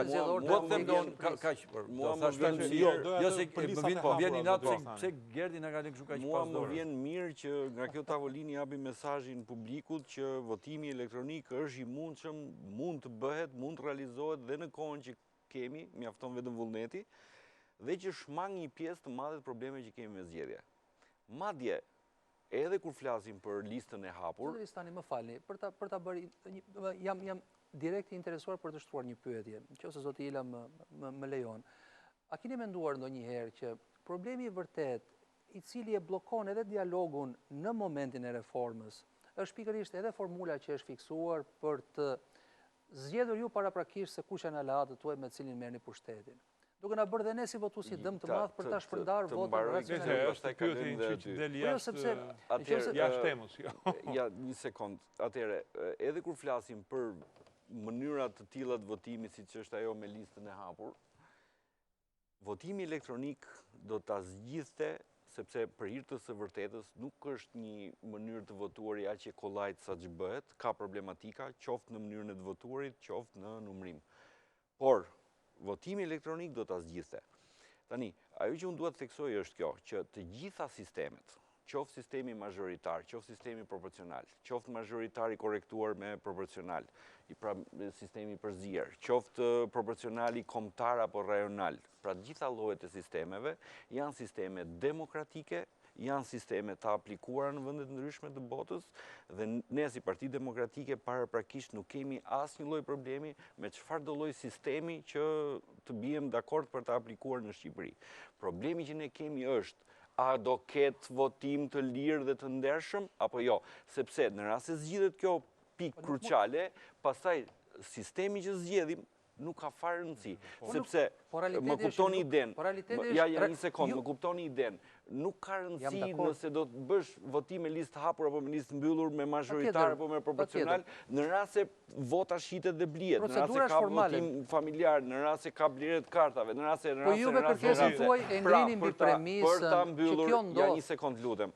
Pra në Shqipëri ka shitderje të votës. Përpara se të diskutojmë për sisteme, mazhoritar, proporcional, liste hapur, liste mbyllur, është thembra e akilit. Ka votim të lirë dhe të ndershëm? Po ka votim të lirë dhe të ndershëm, çdo lloj sistemi që të zgjedhim është i gjithë pranueshëm. Nuk po flasim për një shoqëri ideale. Po jo pra, atëherë të garantojmë rregullat që na çojnë në votim të lirë dhe të ndershëm. Pastaj flasim për sistemin. Ky është qëndrimi i Partisë Demokratike në raport me këtë çështje për sa i përket listës së hapur. Pra, lista e hapur është sistem demokratik, është sistem që po të diskutohet edhe mund të pranohet, por para se të shkojmë ke diskutimi, qëndrimi ynë është garantimi i zgjedhjeve të lira dhe të ndershme. Ky është një diskutim konstant. Herën e fundit që juve keni bërë vendimarrje, duke ushtruar të drejtat tuaja dhe rezervën normale që ka forcave politike me kundërshtarin e vet për të bërë rregullat e lojës, ju keni rënë dakord që vota në Republikën e Shqipërisë do të garantohet teksa forcat politike në lojë ofrojnë ato garancitë e tyre që të numërohet drejt. Ky është sistemi që ju vetë keni zgjedhur. Sistemi që ju keni zgjedhur, me sa duket nuk ofron garancitë e mjaftueshme, respektivisht në varësi të kohës kur njëra palë është në pushtet dhe njëra palë bie në opozitë. Vim në çështjen që ngrihet edhe kërkesa, pra premisa është e qartë. Vota mund të shitet dhe mund të blihet në Republikën e Shqipërisë. Pra, premisa është fiksuar. Jam dakord që nuk duhet bashkuar dhe nuk mund të bashkohet mënyra se si është ndërtuar sistemi zgjedhor të funksionojë, dhe ku unë aty kam kritik të posaçme, edhe nëse do të vi rasti do ta diskutojmë, dhe garantimin e votës. Më falni, dhe garantimin. Në argumentet që unë ju dhash, makina elektronike, pavarësisht pritshmërive tuaja, nuk ofron garancit që ndoshta më shumë ne si votues se sa ju si parti politike që jeni në garë do dëshironim të kishim. Përsëri paraja që juve thatë mblidhet nga plantacionet e drogës, mund të shkojë të trokas paraprakisht në derën e votuesit të varfër. Po të lutem se ram dakord me atë punë, nuk e shmangim blerjen e votës me votimin elektronik, por shmangim blerjen e kartës. Shmangim votimin familjar. Shmangim problemet në numërim. Shmangim vjedhjen e votës gjatë votimit, shmangim vjedhjen e votës gjatë numërimit. Bëjmë të gjitha këto. Shqiptarët janë të qartë që nuk ka më një zgjidhje deus ex machina që me një shkop magjik edhe të kalojmë në zgjedhje të pa. Të futet jemi në debat? Po, patjetër sepse është propozimi juaj. Ne jemi në këtë moment koha që tham. Tani, çfarë lexojmë nga zgjedhjet e 2013-2015, për që janë realistë.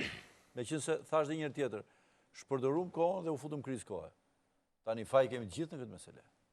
S'mund të thomi dot ne tash që fajin e ka vetëm LSI-a, po marr dhe unë po bëjmë pjesë e fajit, ndonse nuk kemi ne faj konkret, po hajde e marr pjesën. Nuk e di ku është, po e mbaj. Edhe PS edhe PD është pa faj. Të tërë kemi faj.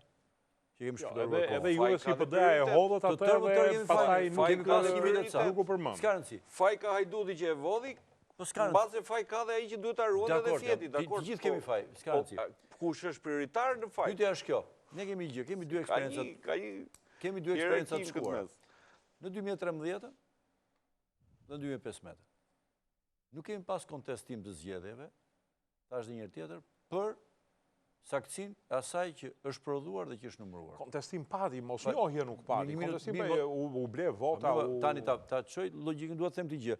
Një parti në vitin 2013 mbaruan zgjedhjet që një parti të kontestonte zgjedhjet për atë çfarë u prodhua si proces, vota që u hodh dhe që u numërua, nuk pati. Për procesin, për mënyrën, për përdorimin, ku di unë, të administratës, të para, shitblerje, premtime, gjëra tjera, për këto u fol shumë dhe është një argument. Kjo është e vërteta. Por atë që zgjedhjet prodhuan, atë se si u numërua, nuk pati kontestim që të thuaj që këto zgjedhje nuk u numëruan në mënyrë korrekte, u votua ndryshe edhe u numëruan ndryshe, kjo nuk ndodhi. As në 2015 nuk pati kontestime të tilla. Kjo është e vërtetë. Përsa takon numërimit apo procesit. Procesi që përdorimi administratës, premtimi për shitblerje, asnjë cila zonë beni u rikthye. Vora ishte përdorimi administratës e dhunës policore. Edhe një herë, po qëndroj te kjo pikë. Akuza për këtë gjë, për proces zgjedhore, po, për atë çfarë u numërua, u hodh në kuti dhe u numërua, nuk ka pasur problem. As vora. Do të thënë këtu bëhet fjalë për një problematikë përse takon kësaj zgjedhore. Problemi është kjo dhe në këtë situatë që jemi, problemi është si e shpëtojmë dhe shëndoshim ku ndërhyjmë përmirësojmë procesin, nuk e bëjmë perfekt. Nuk të qetësojnë gjithë që nuk do të kemi një proces perfekt. Kemi realist. Atëherë që ndodh, gjë parë, prandaj kemi thënë, qëndrojmë tek premtimi, te shantazhi, te përdorimi të gjithë këto gjëra për cilat kemi pas kontest. Edhe rasti që përmendi këtë kontest do të kishte. Pavarësisht se u kontestua Vora, po dhe u harruan shumë zona tjera të Shqipërisë, punë e pse kishte PD këtë punë. Vemi më tutje. Për sa i takon çështjes së përmirësimeve tjera, është thënë akuzuar nga opozita, dhe gjithë opozitat kurdo që kanë qenë, për qeveria përdor para, shpërdoron këtë, futen para, biznesi fut para të pista, hajde ta ndalim. Pra, dy rrugët ku ne shëndoshim procesin janë dy. Ta pastrojmë nga sa tjetë e mundur duke ashpërsuar shitblerjen e votës, dhe të pastrojmë nga ato para që ndryjmë procesin. Dhe e fundit, kemi dhe një propozim të tavolin cilin nuk shprehet njeri. Pa e mëri marrë dhe njerë në 1 sekundë vetëm. Kemi thënë, po e qëtëm vënd numërimet. Kemi rezultatin nga 3 ditë e gjysmë e patëm gjithë 2013, ta kemi një ditë e gjysmë, falë. Edhe të një malë, këto janë ato që mund të bëjmë. Pse? Kështu e prumë kohë. Frika e kontrollit të procesit. Jo frika, jo më këto problemi që kanë qenë më shumë dhe ka qenë frika se mos gjatë transportit. Ne kemi profesori e mbanë mund, ne kemi numëruar dhe nivel qendrës votimit.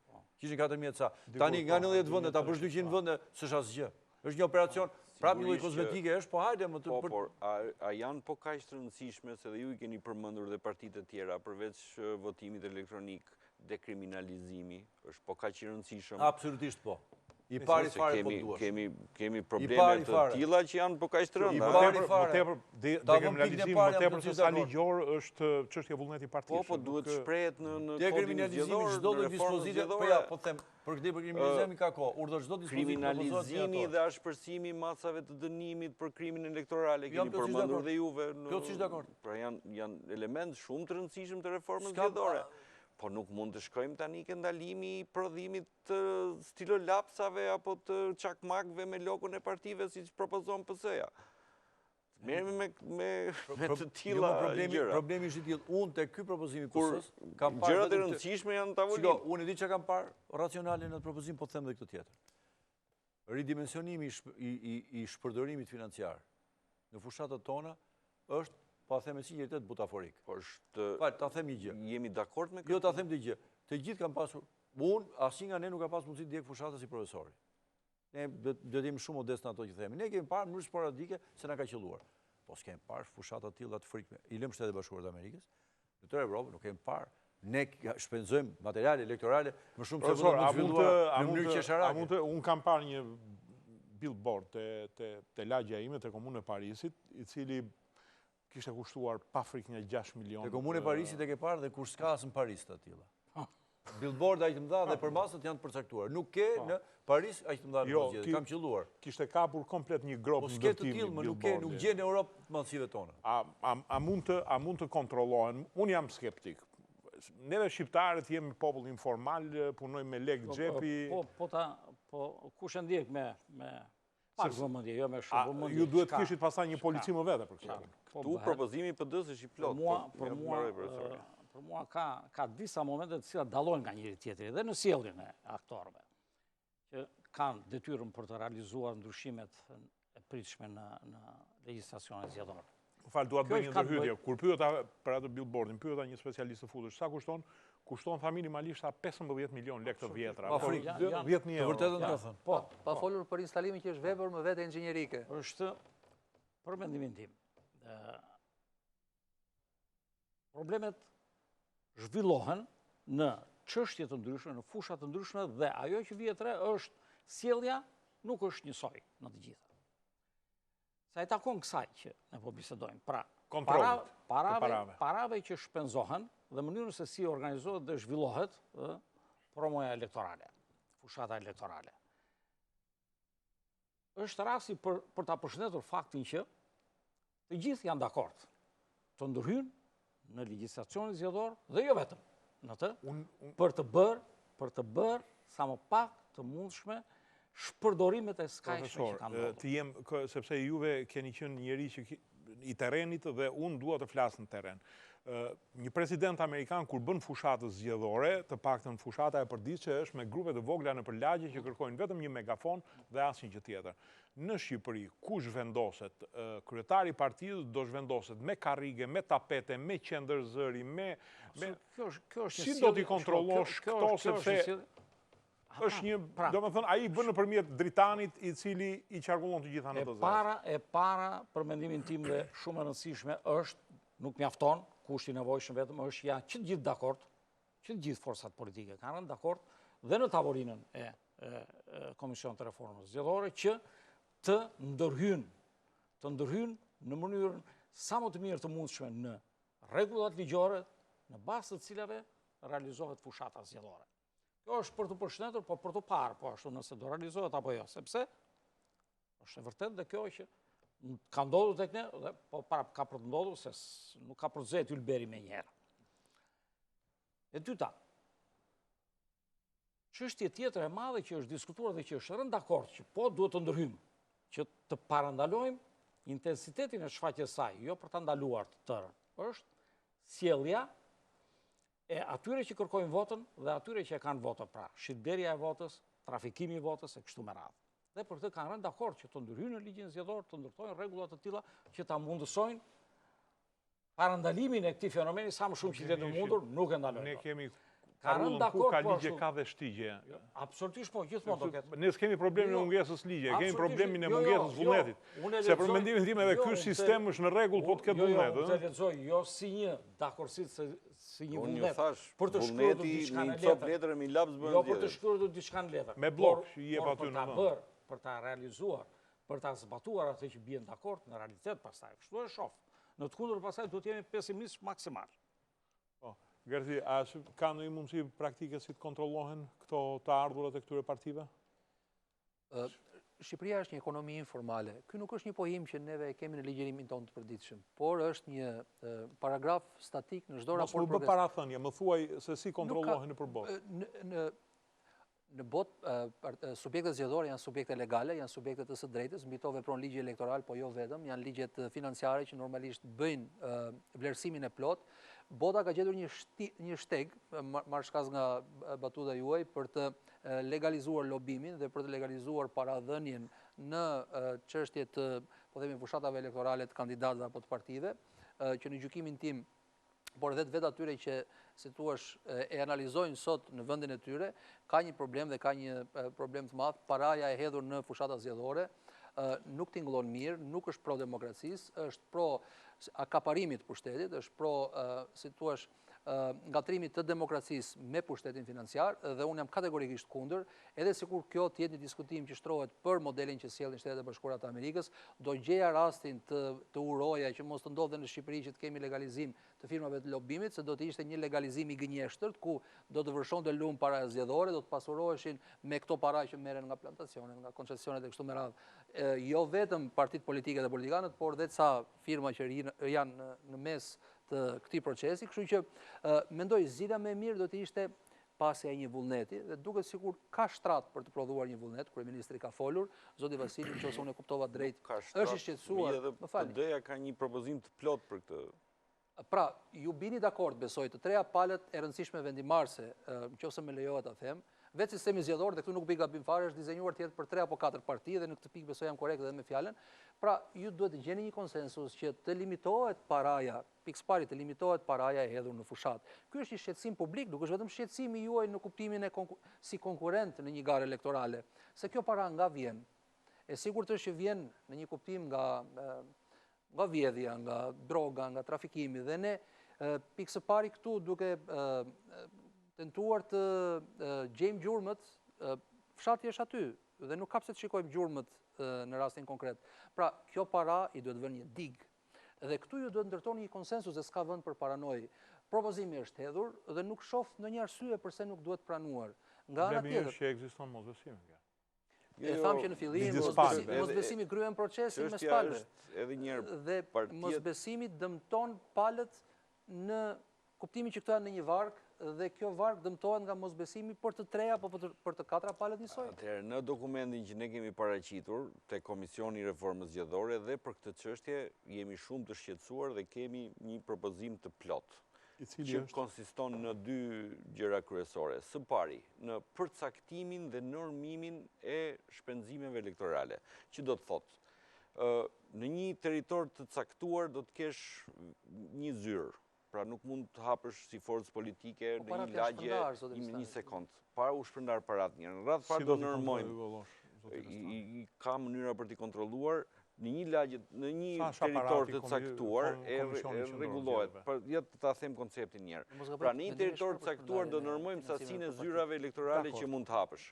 Në një territor të caktuar do të përcaktojmë sa reklama në rrugë mund të vësh dhe me çfarë sipërfaqe mund t'i vësh.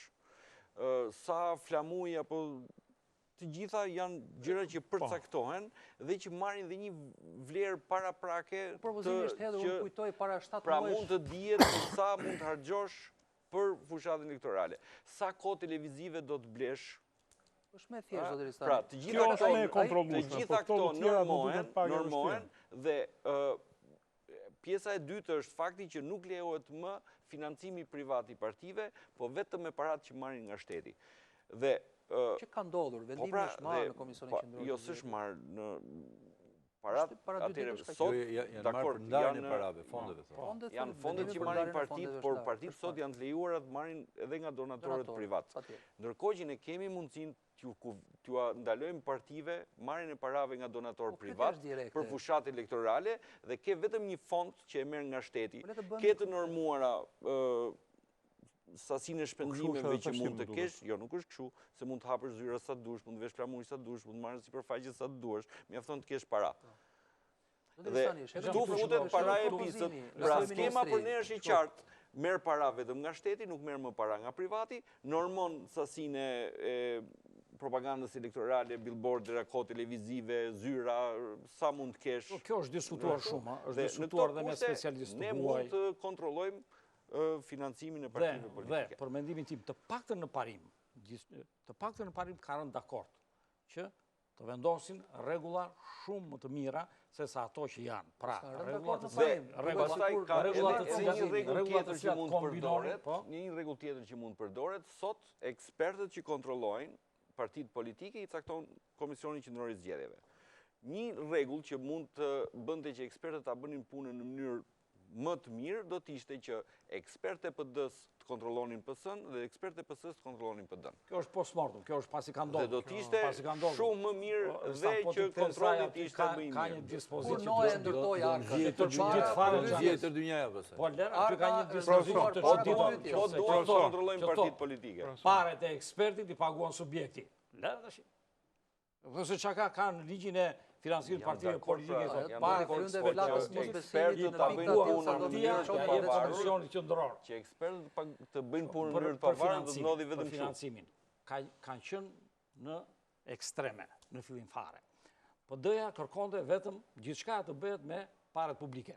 Asnjë santim nga privati. PS-ja kundërshtonte. Janë diskutuar këto probleme janë diskutuar në disa tavolina dhe në dijenin time është rënë dakord. Bile ka edhe një dokument të përgatitur që do të shkojë komisionit të reformës zgjedhore nga një specialist i huaj, ka rënë dakord që të gjejnë të mesme midis tyre. Pra, parat publike po të përdoren, po përdoren dhe para që nuk vinë nga fondet publike, por e gjitha kjo të jetë mirë e kontrolluar dhe e metrizuar dhe jo e lënë sa të vinë, si të duan dhe sa të duan dhe kur të duan. Kjo është të paktën në dijenin time ndaj dhe thash që për mua është pozitive fakti që kanë rënë dakord që të ndërhyjnë në këtë pjesë të legjislacionit. Jo, kanë rënë dakord, partitë politike kanë shprehur më zotin këtë gjë. Kanë rënë dakord që ta shqyrtojnë këtë çështje dhe të japin nuk janë në skaje. Për të ridimensionuar problemin. Ashtu sikurse kanë rënë dakord që çka ndodh me shitblerjen e votës, pra çka ndodh me ato fenomene që në kodin penal sot quhen kontravajtje, të mund të rikualifikohen si vepra penale. Pra, edhe për të kanë rënë dakord. Pra, ajo që nuk është rënë dakord deri tash ka të bëjë si do ta administrojmë procesin ditën e votimit dhe pasi mbaron procesi pra numrimin. Këtë nuk kanë rënë dakord. Kanë kërkuar që me njerëz nuk e bë kemi, megjithëse janë njerëz të tyre, të merremi vesh. Lexo se shtot kodi praktikave të mira i Komisionit Venecias për çështjet zgjedhore për vende si vendi ynë. Vende në të cilat mungon besimi tek institucioni publik, siç është rasti si në vendet e tjera që është Ministria e Brendshme që i administron këto procese, dhe duhet në tilla vende duhet që të jenë përfaqësues të partive politike ata që të administrojnë procesin. Është kjo ajo që ka bërë deri sot që neve të kemi në administrimin e këtij procesi njerëz të shpërndarë nga partitë politike. Kush mund të administrojë procesin? Atë që ka kërkuar në rekomandimet e fundit misioni vëzhguesve ndërkombëtar të OSBE-ODIR-it, pra të kalohet në administrat që mos tjetë ndërtuar mbi bazën e parimit të përfaqësimit dhe balansimit politik. Kush ta bëj për administrimin e procesit? Qytetari shqiptar mund ta bëj. Kush që është mësues? Po kush të tha që është mësues? Jo. Që është notar? Jo. Po çfarë? Që është gjyqtar? Student. Studenti juridikut vitit fundit, kemi mira studentë të tillë, po e zëm. Po si jo, studentët më duken më të epshëm profesor ndaj korrupsionit. Atëherë, në qoftë se, një minutë, në qoftë se, në qoftë se do të hymë. Ndoshta trupa e pedagogëve universitar të universitetit me kush që mos i heqin nesmën e votimit nga puna. Nuk ka, Hila, në qoftë se do të themi. Për pedagogët është nuk gjende njerëz pavarur. Nesmën mos i heqësh nga puna dot. Mësuesit i heq, po jo pedagogët. Po njësoj sa pedagogë kemi. Po qëse do nisim nga ajo, këdo që të vëmë ai do mbaj anën e dikujt. Jo, po, duhet të nisemi nga fakti që të ketë sigurt vendin e punës dhe të jeti mirë paguar. Pa këto dy faktorë nuk, po s'pati të sigurt vendin e punës, po s'ishte i mirë paguar, kjo është pedagogëve është vetë sistemi akademik i cili ja u garanton. Sa pedagogë kemi? Edhe një, në qoftë se disa duan janë administrata zgjedhore është 40.000 vetë. Besoj nuk do të nevojë për kaq shumë në qoftë se do kemi votimin elektronik, po? Po jo, 40.000 vetë janë sepse ka çdo parti përfaqësuese ekziston mosbesim në disë palë. Ky është një diskutim të cilin ne e bëjmë kot tu sepse as i shkon ndërmendje fare, as i pale që ta bëjë edhe ata që kanë propozuar, kanë bërë sikur. Pa në të vërtetë asnjëri nuk e do, sepse ne jemi në kushtet kur zhvillojmë zgjedhje, aktorët kryesorë që garojnë këtë zgjedhje janë dhe aktorët kryesorë që administrojnë procesin me njerëz të tyre dhe sot ndodhem në kushtet kur nuk i besojnë as njerëzve të tyre. Publicitet kthehemi pas pak.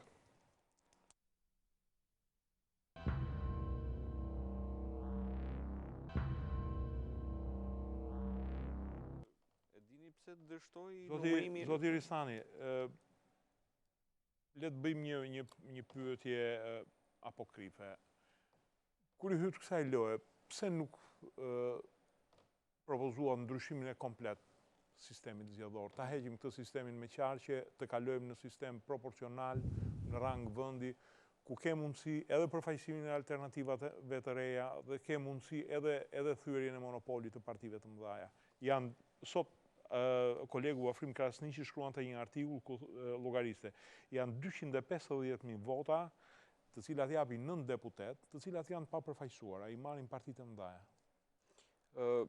Kur bëhet fjalë për sistemet, unë ju thash edhe më parë që për ne janë të gjitha sistemet demokratike, por kur bëhet fjalë për shembull për sistemin proporcional që thonë juve, unë do të thosha që e kishim më mirë mazhoritarin e korrektuar me proporcional, sepse dhe sistemi mazhoritar jep mundësinë të garojnë dhe të përfaqësohen të gjithë, kush fiton në mazhoritar bëhet deputet.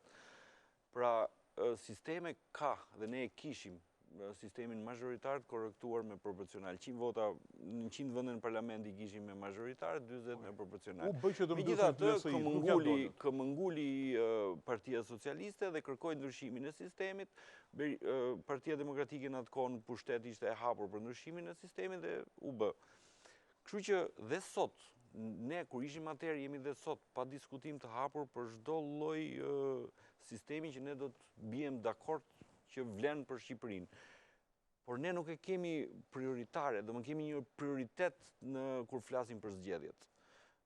Për ne, prioritet është garantimi i votës dhe i zgjedhjeve të lira dhe të ndershme.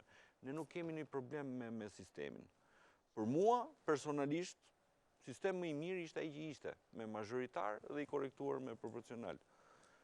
Mund të jetë më i mirë se ky që është sot, mund të jetë dhe proporcional i kombëtar.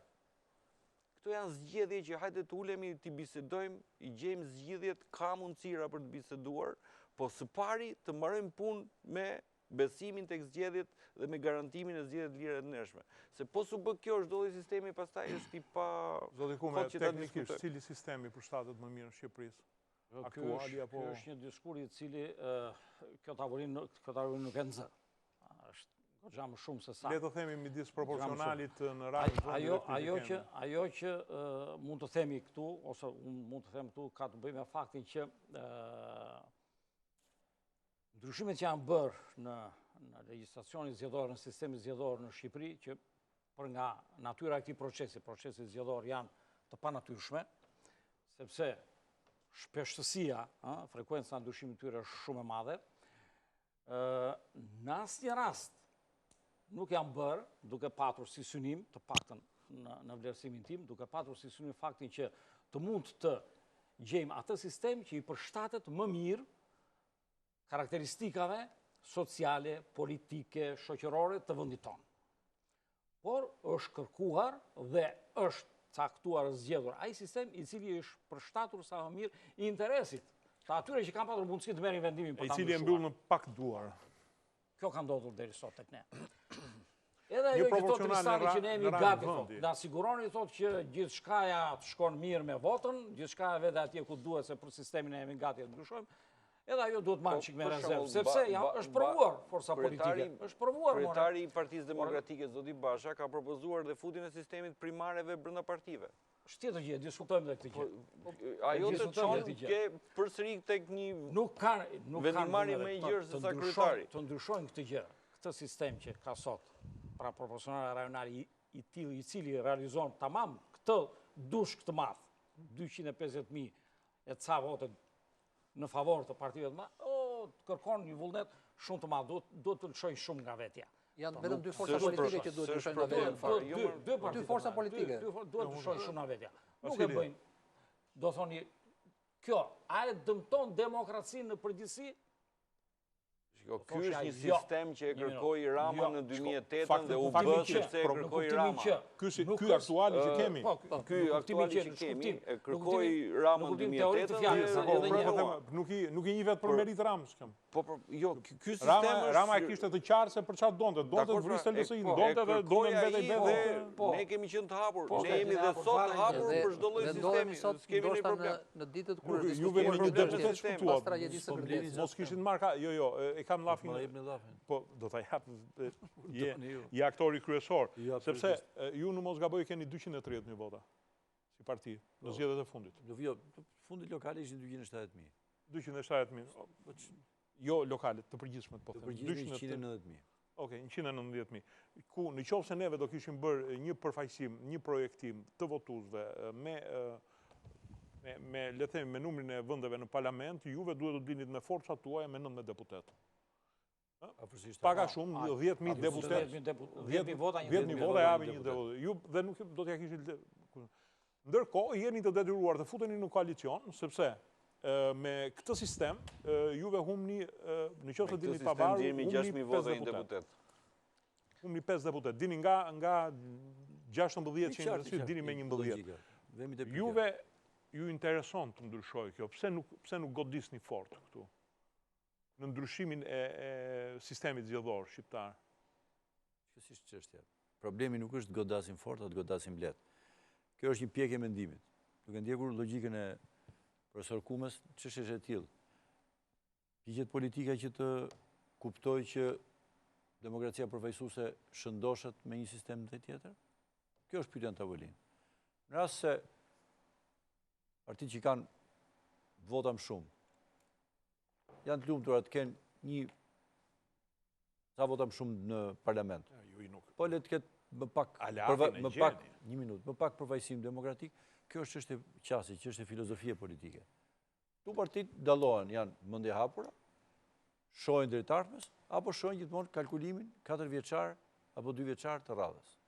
Kjo është çështje kur emancipohen, kur piqen, kur hapet mentaliteti. Kjo është çështje hapi mentaliteti. Kjo është provë për politikën. Është politikë mendje hapur. Dhe ju nuk gjeni aleancë në këtë? Po s'ka aleancë për këtë punë. Tash 2008 ishte prova e kësaj gjë. Sepse Beni s'ka qenë, as unë s'kemi qenë parlament atë kohë. Po thotë kërkoj Rama. Po mund ta kërkoj kush doj. Nëse një gjë është e parësyeshme dhe një gjë që nuk çon gjikundi, unë s'kam se ta afroj asnjë kompromis politik për një gjë që e smush sistemin. Kjo është logjika që na prin. Tani duke mbetur në këtë punë që sot i bie të themi s'kem çfarë të bëjmë se çfarë thot Basha. Po këtu nuk shohim gjikundi, vërtet ky është një debat i cili ne nuk e shtojmë dot, se është debat shumë i vështirë. Është sistem demokratik ky që kemi? Jo, shumë. Dëgjoj. Përdoret në Greqi ky sistem? Jo, përdoret në Spanjë. Pse Po nuk përdoret në Gjermani. Shiko, kjo pyetje, kjo është pyetje ajo që tha profesori. Kjo është pyetje lehtë. Sistemet bëhen në bazë të nivelit social të popullit. Më lëni një popullit. gjë të them. Të tëra sistemet kanë një definicion. Tash Beni u fut në një bunker që se nxjerrim dot. Janë demokratike të gjitha. Themi do të antidemokratike. Jo, po përdorën modele.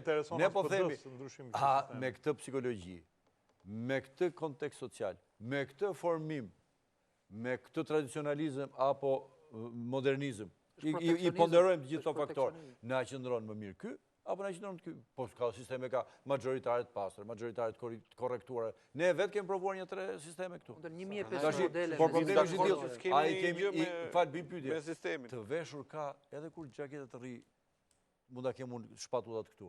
Ka edhe gjaketa që e ke qepur që i rri mirë këtij trupi. Këtë po diskutojmë. Duam të nxjerrim mirë që thon grekët ashqimo apo duam të nxjerrim një të bukur.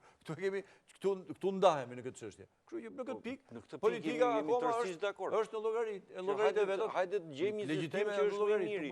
Se ju propozoni sistemin proporcional me listë hapur, proporcional rajonal me listë hapur. Ky është propozimi juaj apo jo? Po unë mund të them 100 vretje për këtë lloj sistemi, i cili përsëri unë mendoj që nuk na rri fiks në Nuk e pretendon. Pra, do të thotë që jemi të hapur në këtë pjesë, hajde ta diskutojmë se kush është më i miri. Ne themi gjë miqësisht. Po më futet tek absolutizmi perfekt ti më mund të mua se sistem perfekt zgjedhor në botë nuk ekziston. Pra kjo është një. Po problemi është i tillë. Po kthehemi te kjo çështje. Tani ky propozimi nuk do marr kohë për këtë, po vetëm për ta thënë. Po themi me që ky proporcionali ka këtë problemi, po themi që imponon partia, leadershipi njërën tjetër, brenda kësaj zgjedhje madhore që është për partinë, t'u jap mundësi që ata që gjenden e përfaqësojnë më mirë, më shumë njerëz e gjejnë veten te këta kandidat, t'u japim këtë mundësi. Pra, bëjmë një përmirësim, një shëndoshje. Mendimi ynë. Edhe kjo mund të pranohet. Dhe nuk duket që s'do pranohet. Dakor. Po kjo për mua teknikisht është shumë e lehtë se votimi elektronik që kërkohet. Jo. Ajo që kërkon juve mund të realizohet nëpërmjet votimit elektronik, sepse votimi me listë të hapur, nëse s'ka votim elektronik, shton hallet në numërim. I shton hallet në numërim. Bim dakord? Shton një hall, po. Shton një hall. Pra, ne kemi një hall. Po një hall. Edhe një kollon, edhe një kollon, asgjë tjetër. Shumë pak. Vetëm një kollon në llogaritë. Në llogaritë do bëhet llogaria për kafe. Ju lutem se ja ku jemi. Bim dakord që ne kemi shumë halle në numërim. Ne kemi avantazh në raport me ty, se ti s'ke bërë numërusin e herë. Ne kemi bërë numërusin e që në votimi nga halli. A kemi neve shumë halle në numërim? Po? Ne i pjesë, jo, s'jam dakord me ty. Ne kemi shumë halle në numërim. Jo, s'jam dakord sepse ti theme drejt. Beno, nuk bëj polemik. Ti theme shumë drejt që ne sistemin e votimit e kemi përmirësuar. Rrënjësisht sepse votimi i hapur online që kontrollohet e ka shëndoshur në mënyrë të jashtëzakonshme transparencën në votim. Në kalkulim numëruesi do shtoj dhe një kollon tjetër ku do vot kandidat. Kjo është unë kam të thjeshtë që të na kuptojnë dhe ata që na ndjekin. Sot ne kemi shumë halle në numërim dhe numërimi na zgjat me ditë apo jo? Me ditë. Zgjedhjet e 2013 rezultatet kanë përfunduar në 3 ditë e gjysmë. Ju po kërkoni që këtij numërimi dhe këtyre 3 ditë e gjysmëve 3 ditë e gjysmave, t'i shtojmë dhe një hall tjetër, i cili do shtoj dhe gjysmë. E kemi shumë thjesht, ne duke dyfishuar numrin që në votimit, ne kemi gjysmuar kohën. Kurse ne po themi, fusi votimin elektronik dhe në 7 mbyllet qendra e votimit, në 7:05 ke rezultatin në dorë. Beno të bëj pyetje. Si do matematikisht kemi gjë. Nga 90 ti bësh 200 e ca. Ti je i bindur që me minimum e korrektesë në një ditë e gjysmë ti ke përfunduar. 3 ditë e gjysmë kanë zënë 5 sekonda, 2013. zotëri, e mbyllet në 7, shtypet butoni në 7:05 ka rezultati në dorë. Gerti, për votimin e emigrantëve duhet pyet sepse kjo e shqiptarëve duket e vështirë. Dhe ata janë shqiptarët më të mirë për Janë gjysma e trupës elektorale shqiptare jashtë, a mund të bëhet votimi? Praktika sugjeron që votimi... Cila? Si do bëhet në ambasada apo votim elektronik? Ajo mund të zgjidhej fare mirë me një protokoll shtesë të postës shqiptare dhe kjo do të bënte që të administroheshin zarfat dhe në kohën kur numërohet vota e gjithë shqiptarëve të hapeshin dhe këto zarfa. Është vetëm një protokoll shtesë dhe unë nuk shoh ndonjë zamet madh. Për më tepër që përmes zarfave që janë goxha më të përparuar elektronikisht dhe nga pikpamja e elementeve të sigurisë. Do drejtori postës që është i maxhorancës. Është djali urt, ai nuk e bën. Po këto janë probleme, janë eksaktësisht problemet për cilat dy janë mënyrat që mund zgjidhet. Majlindi është djali urt, sta bën atë. Dy janë mënyrat që mund zgjidhet, o me post siç e ka Anglia, Anglia ka rreth 10% po Austria me postë, o nëpërmjet online siç e ka Estonia 2 ditë para votimit edhe e zgjidhet paranoja në këtë pikë. Pra, votimi i emigrantëve është i mundur. Është një padrejtësi e rëndësishme, një padrejtësi e thellë që neve sot pikërisht ata që zgjedhin të jenë kontributor direkt të rëndësishëm, më shumë se sa ne me taksat tona në Shqipëri. Kjo çështja e të drejtës për të votuar ha shumë diskutim sepse ata nuk janë njerëz që do vuajnë pasojat e qeverisjes që do votojnë, kështu që nga ana morale edhe ha diskutim. Megjithatë, teknikisht. Megjithatë ka modele. Se ka model që mund votohet, por ka model që votojnë atje dhe kanë kuotat për vajsimit në parlament, ka lloj zgjidhje. Për kuotat nuk do isha pro, për shkak se kuotat e shumë mendje këtë, dhe mund të flas diçka. Njëra para nuk duhet të përdoret termi votimi i emigrantëve. Por saktë është votimi i shtetasve që nuk banojnë në territorin e Shqipërisë. Që do të thotë, duhet të japim mundësinë, nëse ka mundësinë që të votojnë, pa qenë e nevojshme që të vinë në qendrën e votimit në Shqipëri, të gjithë punonjësve në për ambasadat tona, të gjithë shqiptarëve që punojnë në institucione ndërkombëtare jashtë, të gjithë ata që janë në përmisione në kuadër të marrëveshjeve që ka Shqipëria, student që kryejnë studimet e larta universitare ose pas universitare, ashtu sikurse edhe shqiptarë që kanë ikur, kanë emigruar. Kjo është që këto quajmë votus jashtë atë dheu. Pra, si do ta gjejmë? Dhe në këto, për mendimin tim. Janë gati 1 milion, a? Po. Atëherë, mënyra se si mund të votojnë këta janë nga më të ndryshmet, siç e tha edhe Risani. Mund të votojnë nëpërmjet postës, mund të votojnë në qendrat e votimit që ngrihen në përfaqësi diplomatike ose në qytete me përqendrime më të mëdha, kështu me radhë. Kam dëgjuar që kur thënë që të votojnë dhe shtetasit jashtë territorit të vendit, t'u jepet mundësia të votojnë në përfaqësi diplomatike. Absolutisht është një mollë e keqe e cila do të krijojë një sherr të madh, nëse do bëhet kështu. Ne po zihemi për ata që i kemi këtu dhe që i shikojmë me sytë tonë në qendrat e votimit se ç'bëhet, jo më për ata që janë dhe administrojnë vetëm nga përfaqësia, nga njerëzit që i ka çuar pushteti që i ka atje. Pra, e vetmja mundësi në qoftë se do duan që ta bëjnë është votimi nëpërmjet postës. Një rregull i njohur, ashtu sikurse një mënyrë tjetër është ajo me delegim, me prokuror. Ne përdorim vetëm me ata me aftësi të kufizuara fizike këtu në Shqipëri. Për ata që janë jashtë është e pamundur. Për ta përforcuar, sepse jemi në të njëjtën valë, me post, pra shërbimet e postës ofrojnë për të regjistruar banesën, për të dërguar letrat e legalizimit. Pse nuk duhet postat përdoret mbi të njëjtin kredibilitet për të administruar një zarf ku është një vot e cila hapet sigurisht nga numëruesit e legjitimuar dhe që i shtohet votave të tjera të shqiptarëve. Ata janë shqiptar të mirë. Në Austri votimin e presidentit vota emigrantëve përmbysë sepse mund ta fitonte djata ekstreme.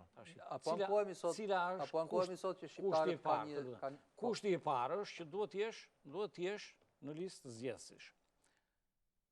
Pikpyetja e parë është miratuar, nuk di tash duhet më korrigjoni se këtë se di, apo jo, ligji për regjistrimin e shtetasve që janë jashtë atë është e pamundur, zoti Kume le këtë. Unë doja vetëm anën teknike, kam qenë vetë kur është bërë kërkesa një 2 herë. Ana teknike më e pranueshme nuk i regjistron këto 2 variante. Nëpërmjet postës. Ose nëpërmjet postës ose online. Ka një problem tjetër që duhet zgjidhur në qoftë se çfarë vlere do ketë kjo votë? Këtë doja të pyes nga zotin Ristani. A mendoni pse s'është projektin e asnjërit që të ketë një numër deputetësh të caktuar nga emigracioni? Jo, ka një ka forma të ndryshme. Maqedonia ka 3. Jo, m'fal, ka një problem. Problemi është ky. Të trata shtetas që kanë ikur atje, përjashtuar, se edhe këtu duhet bëjmë kategorizim. Ka shtetas që kanë ikur dhe ka shtetas që kanë lindur. Shtetas që kanë ikur nga një vend qëndrimi i caktuar në Shqipëri.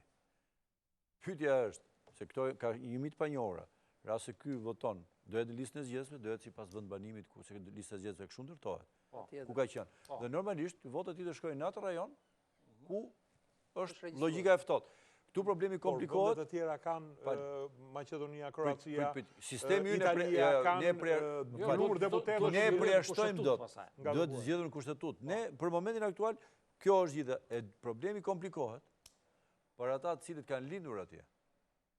Sepse ata nuk mund të lidhen detyrimisht me vendbanimin e tyre, pasi regjistrimi ose jo e tyre përbën një problem. Ata që kanë lindur atje nuk janë në regjistrin e gjendjes civile. Pikërisht, pra problemi është i tillë, do t'ua japim ne këtë mundësi. S'ke pse ja jep kur janë në regjistrin e gjendjes civile. Janë problemi do zgjidhim. Tani në një familje një pjesë atyre e emigrantëve i regjistruar, po që në regjistrin e gjendjes civile janë automatikisht zgjedhur. Problemi është si mund të shmanget si votimi 2 herë i tyre, se ai voton një herë për trupën e deputetëve që janë caktuar nga emigracioni dhe një herë tjetër.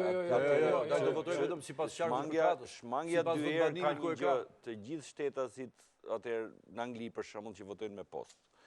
Ata regjistrohen paraprakisht për të votuar dhe e marrin fletën paraprakisht, pra kanë të deklaruar që në ditën e votimit nuk do të jenë në vend. Kështu që nuk mundet, është e marrin më përpara, sepse janë do të jenë jashtë. Në Angli, në Kosovë, kështu është. Pra e paralajmërojnë të qenurit jashtë shtetit dhe në këtë formë nuk mund të votosh dy herë. Mund të votojë edhe para votimit. Votimi fillon përpara. Pra ka mënyra të tilla për ta zgjidhur. Early voting është. Edhe këtu gjejmë mënyra dhe mundësi. Edhe këtu ka vend për ta zgjidhur dhe është çështje që zgjidhet.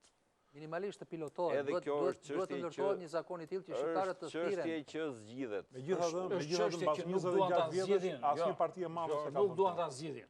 Në 2005 është bërë për herë të parë. U bën ambasada vetë. Jo.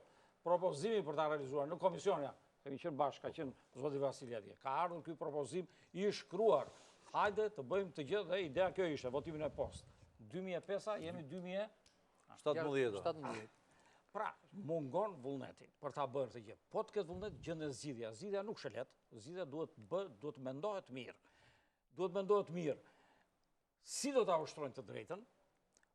Kush do ta ushtrojë këtë të drejtë? Pra, që do të thotë për shembull, një emigrant që ka 10 vjet, 20 vjet që ka ikur apo 5 vjet si do t'ua bëjmë apo si do konvertohet vot, ç'fuqi do ketë vota e tyre për të konvertuar në mandat në të gjitha janë të gjithshme. Si t'ua bëjmë kriminalëve që kemi në qeveri që shtrembojnë zgjedhjet parë. Zoti Rithani, një koalicion, një zgjerim koalicioni, e shikoni të mundshëm me LSI-n? Para zgjedhor nuk besoj se është e mundshme, sepse LSI-ja është për ne pjesë integrale e pushtetit, përgjegjëse për të gjithë këqijat që ka qeverisja e këtij vendi, dhe para zgjedhor është pothuajse e pamundur. Zoti Vasili, do hyni vetëm apo në koalicion? Jo, ne na vurën detyrë shumë të vështirë të japim përgjigje që do të bëhen zgjedhje të mira, të lira, të ndershme me standarde. Ne duket se kemi zgjidhur akoma këtë çështje këtu me këtë tavolinë. Pika e fundit e koalicionit. Dhe është çështja e koalicionit. Pa zgjidhur këtë, s'vemi dot as te koalicionet. Kësaj duhet i kthejmë përgjigje, se këtu si dham dot përgjigje kush e di sa gjërave për këtë punë. Unë mendoj që vetëm time pa i dhënë përgjigje kësaj gjë nuk jap dot përgjigje. Unë mendoj që shumë gjërave i dham përgjigje dhe kishte të tjera që juve nuk doni të jepni përgjigje. Kjo hyn te ato që juve zoni të jepni përgjigje. Me çfarë koalicioni do shkoni? Jo, nuk është kjo është një përgjigje pa asnjë lloj rëndësie, sepse ne çfarë do lloj, po ka asnjë lloj rëndësie se nëse ne nuk kemi proces zgjedhor të lirë të ndershëm, i prodhon fituesit apo humbësit e vërtet, as koalicione nuk kanë asnjë kuptim, sepse do jenë koalicione humbësish apo fituesish të rrem. Kjo është çështja. Shumë gjenerike. Me këtu biem dakord. Faleminderit për vëmendjen, natën e mirë.